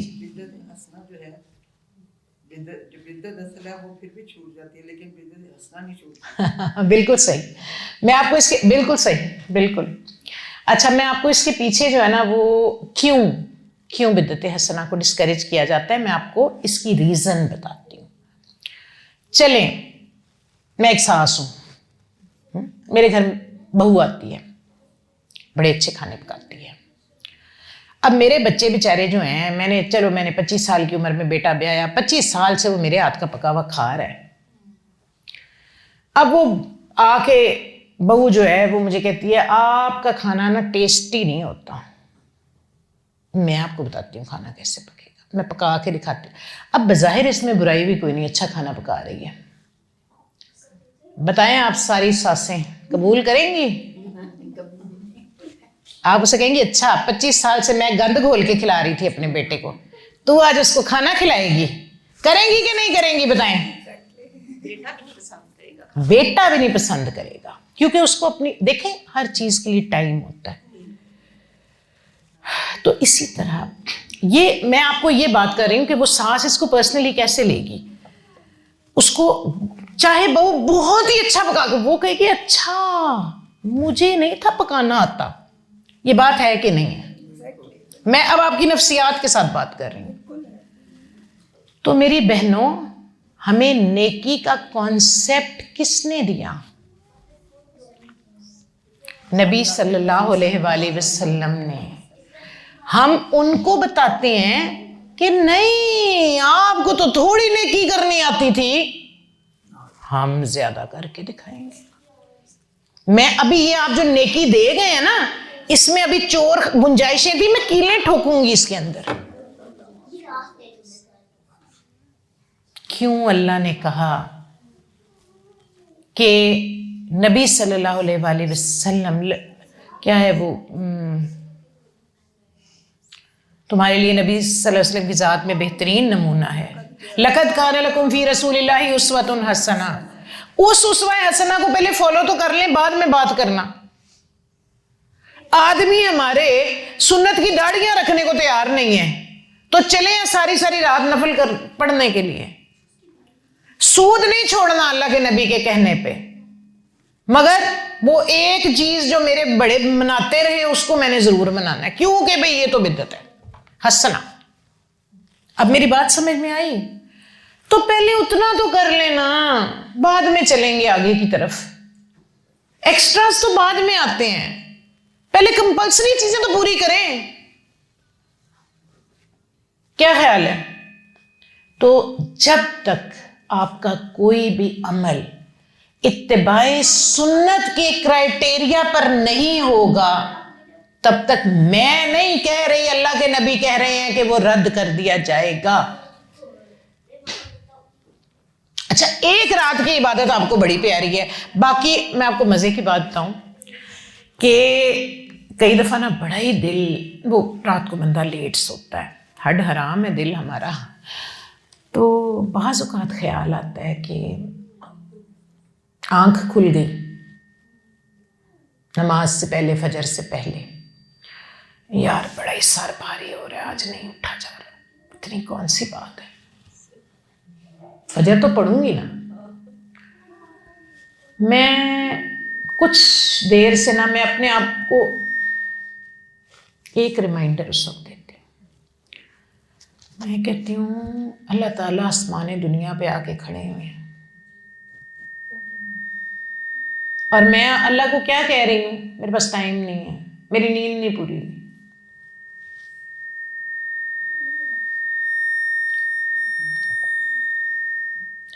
تو آپ مجھے بتائیں، یہ تو ہمارا اللہ کے ساتھ ہمارا ایٹیچیوڈ ہے.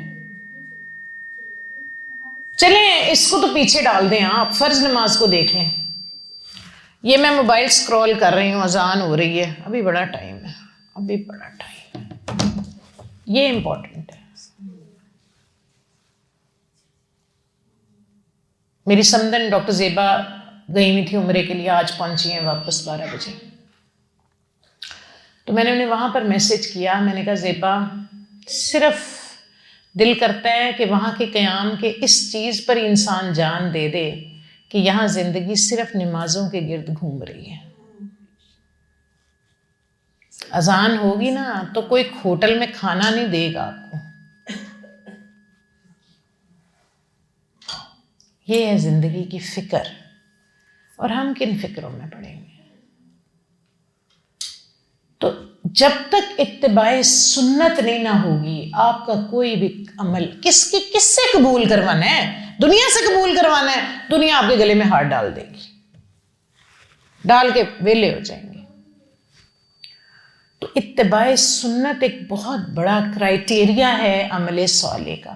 جس طرح ایمان کا کرائٹیریا عمل صالح اور عمل صالح کا کرائٹیریا ایمان ہے، اسی طرح عمل صالح کا ایک کرائٹیریا اتباع سنت ہے.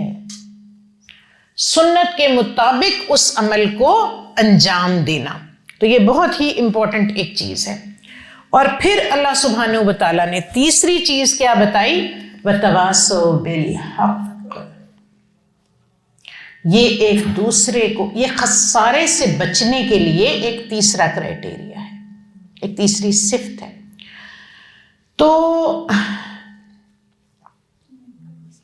ایک دوسرے کو حق کی تلقین، حق میں کیا ہوا؟ حق جمیلہ اندر چلی جائیں، ادھر آواز آپ کو ڈسٹرب کرے گی، وہ آفس خالی ہے. تو چلیے، حق کی تلقین سے مراد کیا ہے؟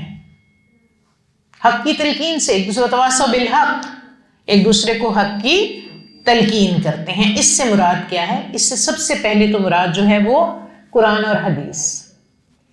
ایک دوسرے کو قرآن کی آیتیں سنانا، حدیث کی باتیں بتانا، اور اس کے ساتھ ہی تلقین کرنا ایک دوسرے کو.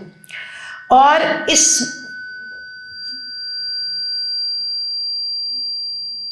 راہ حق پر قدم رکھنے والوں کے لیے یہ ایک لازم چیز ہے. لازم. آج ہمیں گمراہ کر دیا گیا کیا کہہ کے، تجھے پرائی کیا پڑی، اپنی نبیڑ تو، ہے نا.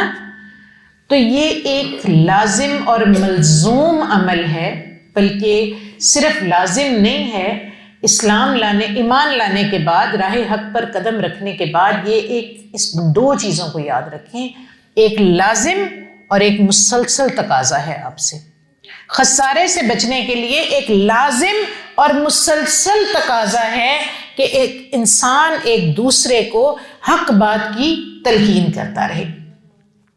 لازم اس لیے ہے کہ اسلام ہمارا مذہب فرد واحد کا مذہب ہے ہی نہیں، یہ ایک انسان کا مذہب ہے ہی نہیں، بلکہ اس کا تقاضا یہ ہے. اس دین کا تقاضا کیا ہے؟ کہ ایمان لانے والوں کا اجتماعی طور پر وَادْخُلُوا فِي السِّلْمِ كَافَّةً، یہ سارا معاشرہ مکمل کا مکمل دین کے رنگ میں رنگ جائے، دین کے تقاضوں کو پورا کرے ایک معاشرے کی حیثیت سے. اور اسی لیے ایک مومن اور صالح معاشرے کا وجود تبھی پنپے گا جب تک کہ انسان ایک دوسرے کو تلقین نہیں کرے گا. اب ایک دفعہ ایک صالح معاشرہ، میں نے آپ کو بتایا تھا کہ لازم اس لیے کہ ایک دوسرے کو بتانا ہے، کہیں تک بات نہیں پہنچی ہوتی. دوسری بات میں نے کہی تھی مسلسل. اب ایک صالح معاشرے کا وجود آ گیا، عمل میں آ گیا. اب اس کے بعد کیا ہوتا ہے؟ دیکھیں، بگاڑ کسی بھی معاشرے میں راتوں رات نہیں آتا. ایسے تو نہیں ہوتا نا کہ آپ رات بڑے صالح معاشرے میں سوئے، آپ صبح اٹھے سارا معاشرہ بگڑا ہوا تھا. بڑا سلو پروسیس ہے بگاڑ کے آنے کا. اور اس سلو پروسیس کی مثال اگر میں آپ کو دوں تو اگر میرے گھر کا ایک نل لیک کر رہا ہے مگر قطرہ قطرہ تو کیا ہوگا؟ اب وہ قطرہ جو ہے وہ شاید صبح تک تو ایک گلاس ہی بھرے. اگر میری نظر پڑ گئی تو میں نے اس کو ٹھیک کر دیا، میرا گھر بچ گیا. ہاں، اگر میں اس سے چشم پوشی کر جاؤں گی، اگر میں اسے نظر انداز کر دوں گی، اگر میں اس سے آنکھیں بند کر لوں گی، کیا ہوگا؟ ٹائم لگے گا. قطرہ آ رہا ہے، ٹائم لگے گا. اسی طرح جس طرح معاشرے میں جب ایک غلط بات شروع ہوتی ہے تو ٹائم لگتا ہے. اگر میں اس کو نظر انداز کرتی جاؤں گی تو میرا پورا گھر زیر آب آ جائے گا. ایک ٹائم ایسا آئے گا کہ میرا پورا گھر زیر آب آ جائے گا. تو اسی لیے تواصوا بالحق جو ہے یہ ایک مسلسل تقاضا ہے. آپ نے ہر وقت اپنی آنکھیں کھلی رکھنی ہے، خالی اپنے آپ کو نہیں دیکھنا. کیونکہ دیکھیں ہوتا کیا ہے، نبی صلی اللہ علیہ وسلم نے اس کی مثال دی. آپ نے کہا کہ ایک بحری جہاز ہے جس میں 2 منزلیں ہیں، ایک اوپر کی ہے ایک نیچے کی ہے. اور جو اوپر کی منزل ہے اس کے اوپر ایک پانی کا ٹینک ہے. یہ نیچے والے جو ہیں اوپر جاتے ہیں اور اپنے لیے پانی بھر کے آتے ہیں. اب نیچے والے یہ سوچ رہے ہیں کہ کہیں ایسا نہ ہو کہ اوپر والوں کو ہماری وجہ سے تکلیف ہو رہی ہو تو ہم نیچے ہی ایک سوراخ کر لیتے ہیں اور نیچے سے ہی پانی لے لیتے ہیں. اب اوپر والے کھڑے انہیں دیکھ رہے ہیں، ہمیں کیا پڑی، اپنے ڈیک میں کر رہے ہیں. کیا ہوگا؟ جب پانی آئے گا تو دونوں ہی ڈوبیں گے. تو آج اگر میں آپ کو پریکٹیکلی بات بتاؤں، اگر ہم برائی ہوتی دیکھتے ہیں اور اس کو نہیں روکتے، چلیں ایک نارمل لائف کی مثال دیکھتے ہیں. چلیں جی، میں نے پردہ کر لیا، میں نے اپنی بیٹی کے سر پہ بھی دوپٹہ اڑا دیا.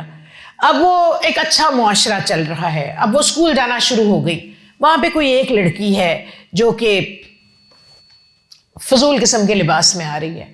اب وہ ساری بچیاں پہلے اس کو دیکھیں گی, ہائے ہو, اب سب نے اس کو اگنور کر دیا, یہ نارم بن گیا, پہلے سب کی زبانوں پہ ہوگا, اس کے بعد سب ایکسیپٹ کر لیں گے یہ ہے ہی ایسی. اس کی دیکھا دیکھی ایک اور کہے گی یہ تو دوپٹہ نہیں لیتی, یہ سلیو لیس پہنتی ہے, اگر میں نے دوپٹہ جو ہے وہ نہ لیا تو اتنی کون سی بڑی بات ہوگی, سب اس کو بھی تو ایکسیپٹ کر رہے ہیں. ہوتے ہوتے کیا ہوگا, میری بیٹی بھی اس کی لپیٹ میں آئے گی, وہ برائی میرے گھر میں بھی آئے گی اگر میں خاموش تماشائی بن کے بیٹھی رہوں گی. تو اسی لیے تواصو بالحق پر.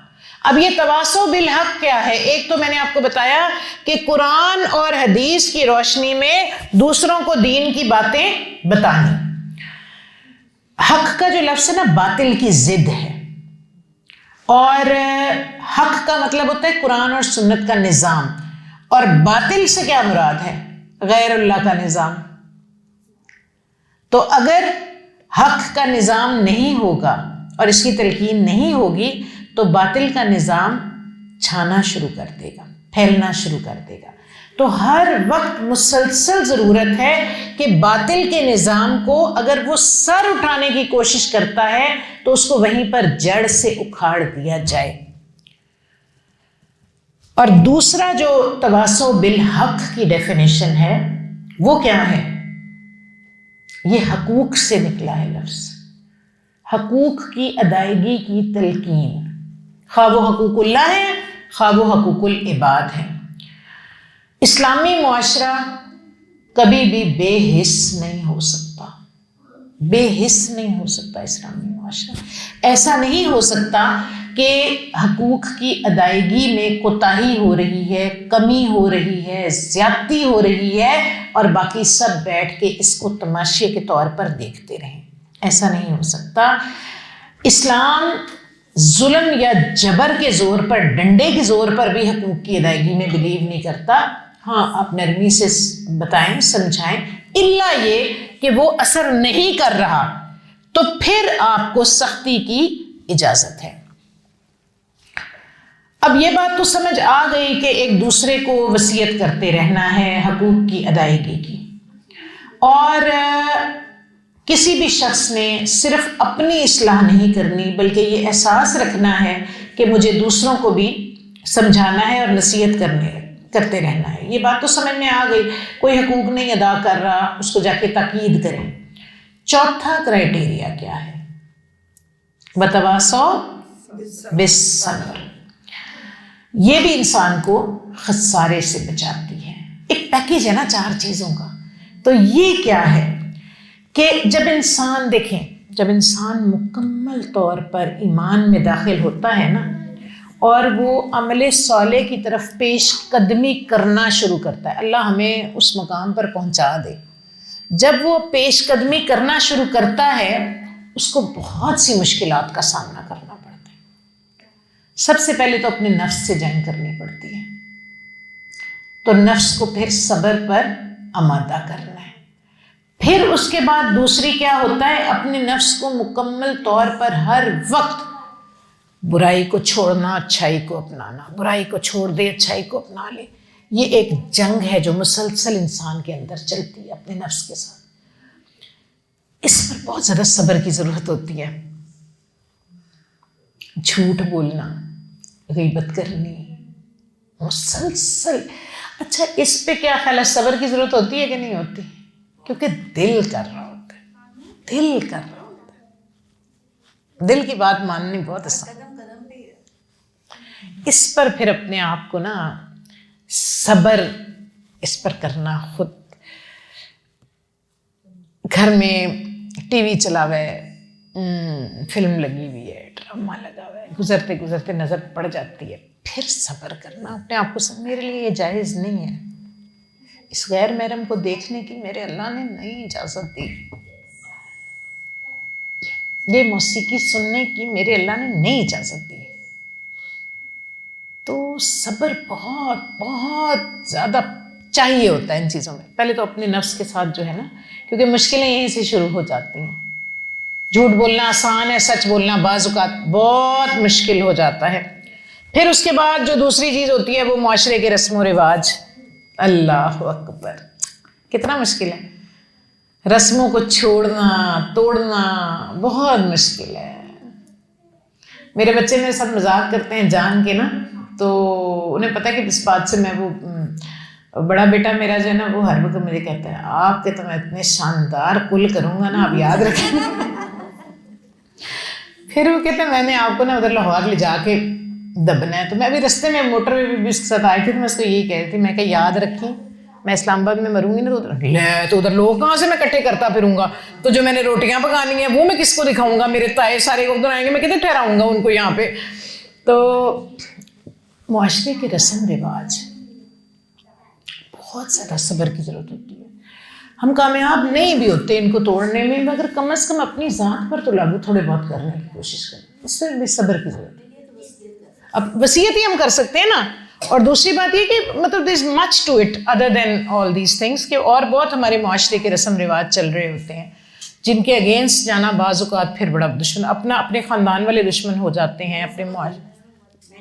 بیٹے کی شادی میں نے سنت کے مطابق الحمدللہ رب العالمین، اللہ تعالیٰ اس شادی کو بہترین، کچھ نہیں، ایک فنکشن کیا وہ بھی اپنے، الحمدللہ اللہ اس شادی کو بہترین کامیابیوں سے نوازے اور ان بچوں کو آپ کی آنکھوں کی ٹھنڈک بنا کے رکھے ہمیشہ کے لیے انشاءاللہ۔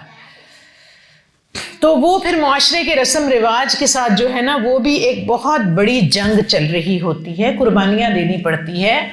اور پھر جب انسان تواصو بالحق پر آتا ہے، اب خالی اپنے اوپر صبر نہیں کرنا، اب جا کے دوسروں کو بھی نصیحتیں کرنی ہیں، جو کہ بہت ہی مشکل ہے نا، اب جا کے دوسروں کو بھی نصیحتیں کرنی ہیں۔ تو سب سے کٹھن مرحلہ یہ ہوتا ہے، کیونکہ لوگوں کو سیدھا راستہ دکھانا بہت مشکل کام ہوتا ہے، بہت سی باتیں سننی بھی پڑتی ہیں، تو یہ تو انبیاء کا عمل ہے نا، یہ عمل تو انبیاء کا عمل ہے، لیکن ہمیں بھی تو اپنانا ہے، ہمیں پہلے اپنے اوپر نافذ کرنا ہے۔ میں نے تو پہلے کہا نا خود پہ صبر کرنا ہے پہلے، بعد میں پھر اس کو۔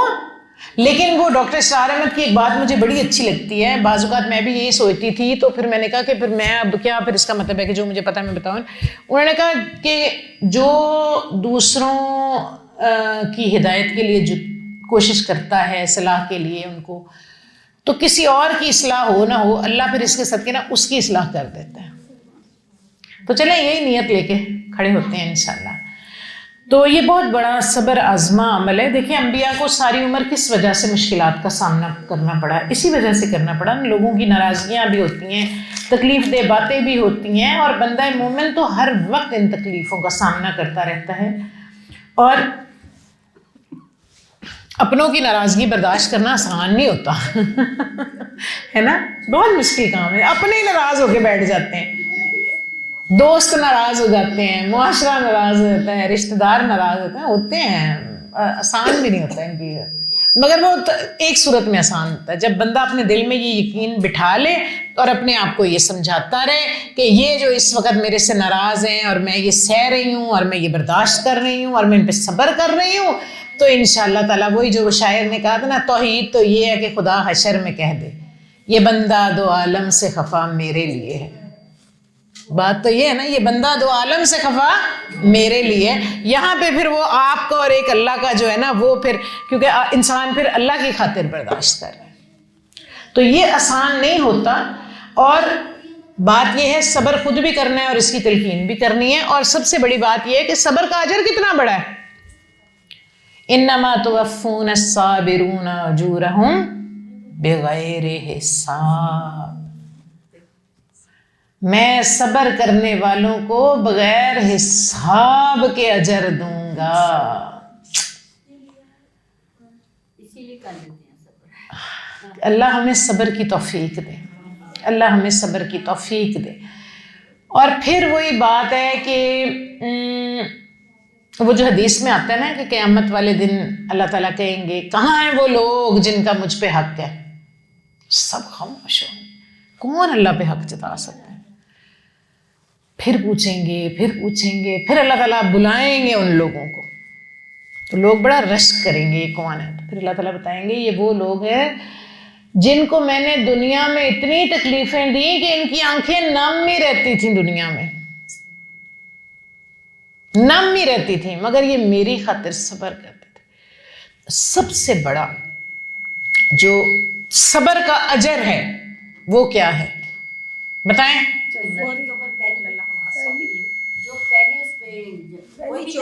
پہلی چوٹ پہ صبر کرے، بے شک ان اللہ مع الصابرین، اللہ کا ساتھ نصیب ہو جاتا ہے۔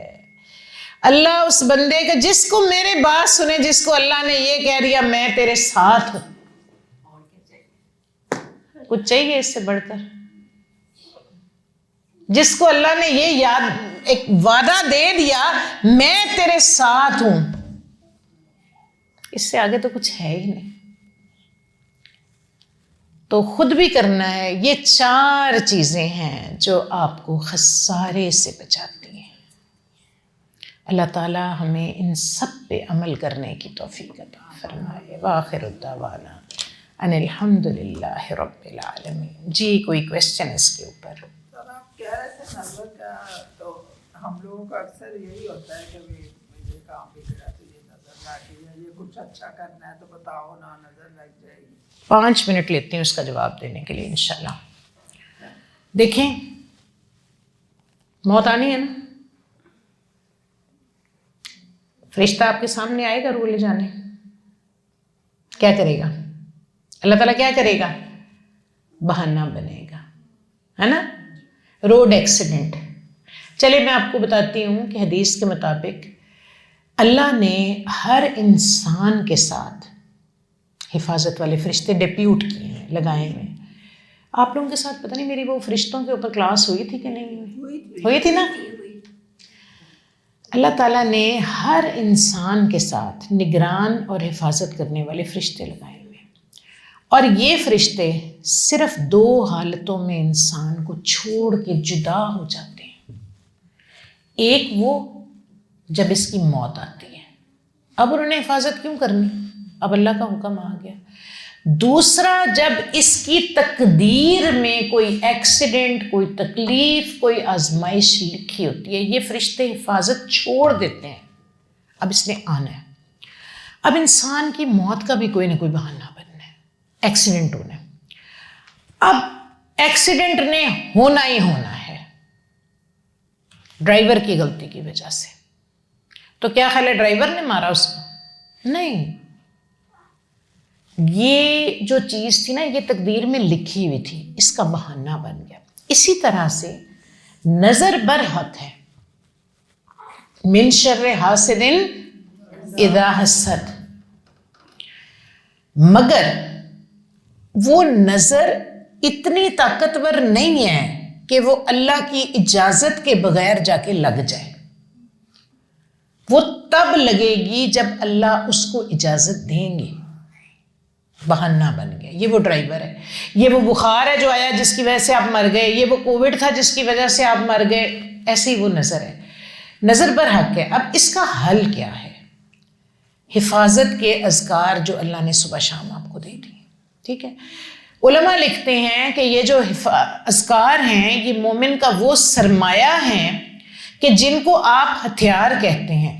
ایک فوجی اگر ہتھیاروں کے بغیر میدان جنگ میں جا کے کھڑا ہو جائے گا تو وہ گولی تو اس کو لگنی ہے، آپ بلیم کس کو کریں گی؟ اب اس فوجی کو بلیم کریں گی جس نے ہتھیار نہیں لگائے جانے کے لیے۔ آپ جب صبح شام کے اذکار پڑھتی ہیں، جب آپ سب کچھ کرتی ہیں، اب نظر لگے یا جادو ہو یا واٹ ایور دا ریزن، جو میری تقدیر میں تکلیف لکھی ہوئی ہے اس نے کسی نہ کسی چور دروازے سے میرے گھر میں داخل ہونا ہے۔ اب مجھے اس سے کیا لگے کہ وہ نظر کے ذریعے آئی، مجھے فکر کس چیز کی؟ اچھا مجھے ایک بات بتائیں، مجھے پتا چل گیا جی فلانی آئی تھی، جٹھانی آئی تھی، دیرانی آئی تھی، نند آئی تھی، نظر لگا گئی بھائی لگا گئی، مجھے یہ بتائیں میں کیا کروں؟ میں کیا کروں؟ میرے کرنے کا کام کیا ہے؟ یہ نہیں سوچنا کہ کس نے لگائی، سوچنا یہ ہے کہ لگانے والے نے لگا دی، مجھ پہ اثر کیوں کیا؟ مجھ پہ اثر کیوں کیا؟ میرے رب نے اجازت دی۔ اب دوسری بات یہ ہے کہ میرے رب نے کیوں اجازت دی؟ یا تو یہ میرے کسی نہ کسی گناہ کی وجہ سے میرے اوپر آئی، اور یا میرے رب نے مجھے آزمائش میں مبتلا کرا، تو اب میں کیا کروں گی؟ اب میں اگر تو میرے گناہ کی وجہ سے آئی، میں استغفار کو زندگی کا ایک لازمی حصہ بنا لوں گی، اور اگر میرے اوپر آزمائش کے طور پر آئی تو پھر میں صبر کر کے ان اللہ مع صابرین والا جو ہے اللہ کا ساتھ اللہ نے بھیجی ہی اس لیے، اللہ چاہتا تھا میں صبر کروں تو اس کے بدلے میں اللہ مجھے انعام دے، اللہ میرے ساتھ ہو جائے، یا پھر انما توفون الصابرون اجورهم بغیر حساب، پھر اللہ مجھے بغیر حساب کے، کیونکہ نبی صلی اللہ علیہ وسلم نے فرمایا، مفہوم ہے حدیث کا، کہ اللہ نے انسان کے لیے بہت سے ایسے مقامات رکھے ہوئے ہیں جنت کے اندر جن کو وہ اپنے عملوں سے حاصل نہیں کر سکتا، تو وہ مجھ پر آزمائش کی شکل میں آئے اور اللہ نے انعام کے طور پہ دے دیے، تو پھر گھاٹا کس بات کا؟ نبی صلی اللہ علیہ وسلم نے فرمایا مومن تو گھاٹے میں رہتا ہی نہیں، وہ تو فائدے میں ہی رہتا ہے، اللہ نعمت دیتا ہے، وہ شکر کرتا ہے، اللہ مزید دیتا رہتا ہے نا؟ اللہ تعالیٰ خود کہتا ہے نا کہ بلا ان شکرتم لازیدنکم، شکر کرتے جاؤ میں مزید دیتا جاؤں گا، دیتا جاؤں گا، دیتا جاؤں گا۔ اور پھر مومن کو کہا کہ وہ اس کا معاملہ جو ہے بڑا عجیب ہے، وہ شکر کرتا ہے اللہ سے مزید لیتا ہے، وہ صبر کرتا ہے اللہ سے مزید لیتا ہے۔ سمجھ آ گئی؟ لگا دے نظر، ایسی کون سی بات ہے؟ اس کی نظر کون سی اتنی طاقتور ہے کہ میرے رب کی حفاظت کو توڑ کے آ گئی؟ مجھے یہ دیکھنا ہے کہ میرے رب کی حفاظت میری طرف سے کتنی اسٹرانگ ہے۔ اللہ تعالیٰ تو ریفیوز نہیں کرتا کسی کو بھی حفاظت کرنے سے۔ اور کچھ؟ ایک مشکل بھیج کے اللہ مجھے اپنے قریب کرنا چاہتا ہے، یا ایک مشکل بھیج کے اللہ مجھ سے سیم گوز ٹرو، یہی چیز جو ہے وہ ہمارے رزق کے ساتھ بھی ہے۔ اللہ مجھے دیتا ہے، اللہ مجھے بے تحاشا دیتا ہے، یہ دیکھنے کے لیے کہ اب میری گردن میں سریا آتا ہے یا میری گردن مزید جھکتی ہے۔ مال کا آنا بھی آزمائش ہے، مال کا جانا بھی آزمائش ہے، مال کا نہ آنا بھی آزمائش ہے۔ یہ کیسے پتہ چلتا ہے کہ گردن بن گئی ہے؟ نظر آتا ہے۔ سب سے بڑی نشانی، میں دوسروں کو حقیر جانوں گی، کسی کے دکھ پر میری آنکھیں نہیں نرم گیلی ہوں گی، کسی کے غم پر میرا دل نہیں محسوس کرے گا، دوسروں کو اذیت میں دیکھ کے میں کہوں گی شکر ہے میرے اوپر تو نہیں آئی ہوئی، میں یہ کیوں نہیں کہوں گی کہ میرے اوپر آ سکتی تھی، شکر ہے اللہ نے مجھے بچا لیا، اب میں نے اس کے لیے کیا کرنا ہے جس کے اوپر آئی ہوئی ہے۔ وہ جو لفظ ہے انفاق کا، اس کا روٹ ورڈ کیا ہے؟ نفقہ، سرنگ، دونوں طرف سے اوپن، اللہ ادھر سے ڈال رہا ہے، آپ انفاق، آپ نفقہ آپ ادھر سے نکالتے جائیں، اللہ ادھر سے اور ڈالتا جائے گا، آپ ادھر سے نکالتے جائیں۔ یہی نفقہ جو ہے وہ روٹ ورڈ ہے منافق کا، وہ ادھر سے کچھ اور دکھا رہا ہے، ادھر سے نکل رہا ہے کسی اور چہرے کے ساتھ۔ کسی کو مصیبت میں دیکھیں دعا بھی تو پڑھ لیتے ہیں الحمدللہ۔ بالکل، اب میں نے تو دونوں باتیں کہیں، ایک تو یہ شکر کرنا ہے کہ اللہ نے مجھے محفوظ رکھا، دوسرا مجھے یہ دیکھنا ہے کہ اگر اللہ نے اس میں، دیکھیں وہی بات ہے کہ اپنے بچوں کو یہی بتانا ہوتا ہے نا کہ یہ جو ہمارے پاس مال آ رہا ہے نا، یہ پیورلی ہمارا نہیں ہے، یہ دوسروں کا حصہ تھا جو غلطی سے پوسٹ مین نے میرے گھر ڈیلیور کر دیا، تو مجھے وہ بھی نکالنا ہے، چیریٹی۔ یہ بتاتے ہیں بچوں کو کہ اللہ تعالیٰ ہمیں ثواب دینا چاہتا ہے تاکہ ہم دوسروں کو دیں، اللہ ہمیں ثواب۔ بالکل بالکل، ہمارا تو حال یہ ہے کہ میں کہتی ہوں ہم اس قدر بے حس ہو گئے ہیں، یقین کریں کہ اب ٹھیک ہے ہم فلسطینیوں کے لیے کچھ نہیں کر سکتے، جا کے ہم پریکٹیکلی کچھ نہیں کر سکتے، ہم میں سے کوئی نہیں جا سکتا، گولیاں کھانے کے لیے کون جائے گا، جانا ممکن ہی نہیں ہے، کم از کم ان چیزوں کا بوائکاٹ تو کر رہی ہیں جو ان کو سپورٹ کر رہی ہیں۔ اتنے بے حس ہیں ہم، اتنے بے حس، ہمیں فرق ہی نہیں پڑتا۔ کوشش تو کر رہے ہیں لیکن سب لوگ نہیں کر پاتے۔ یہی تو میں کہہ رہی ہوں، میں آپ سب لوگوں کی بات کرتی ہیں، میں کہتی ہوں میں سعودی عربیہ میں جا کے میرا سینہ کڑتا ہے کہ انہوں نے ان جگہوں کو اپنے ادھر کا حصہ بنایا ہوا ہے، یہاں سے کمائی کا ذریعہ، کیوں نہیں اکھاڑ کے پھینک دیا انہوں نے باہر ان کو۔ چلیے جی، السلام علیکم ورحمۃ اللہ۔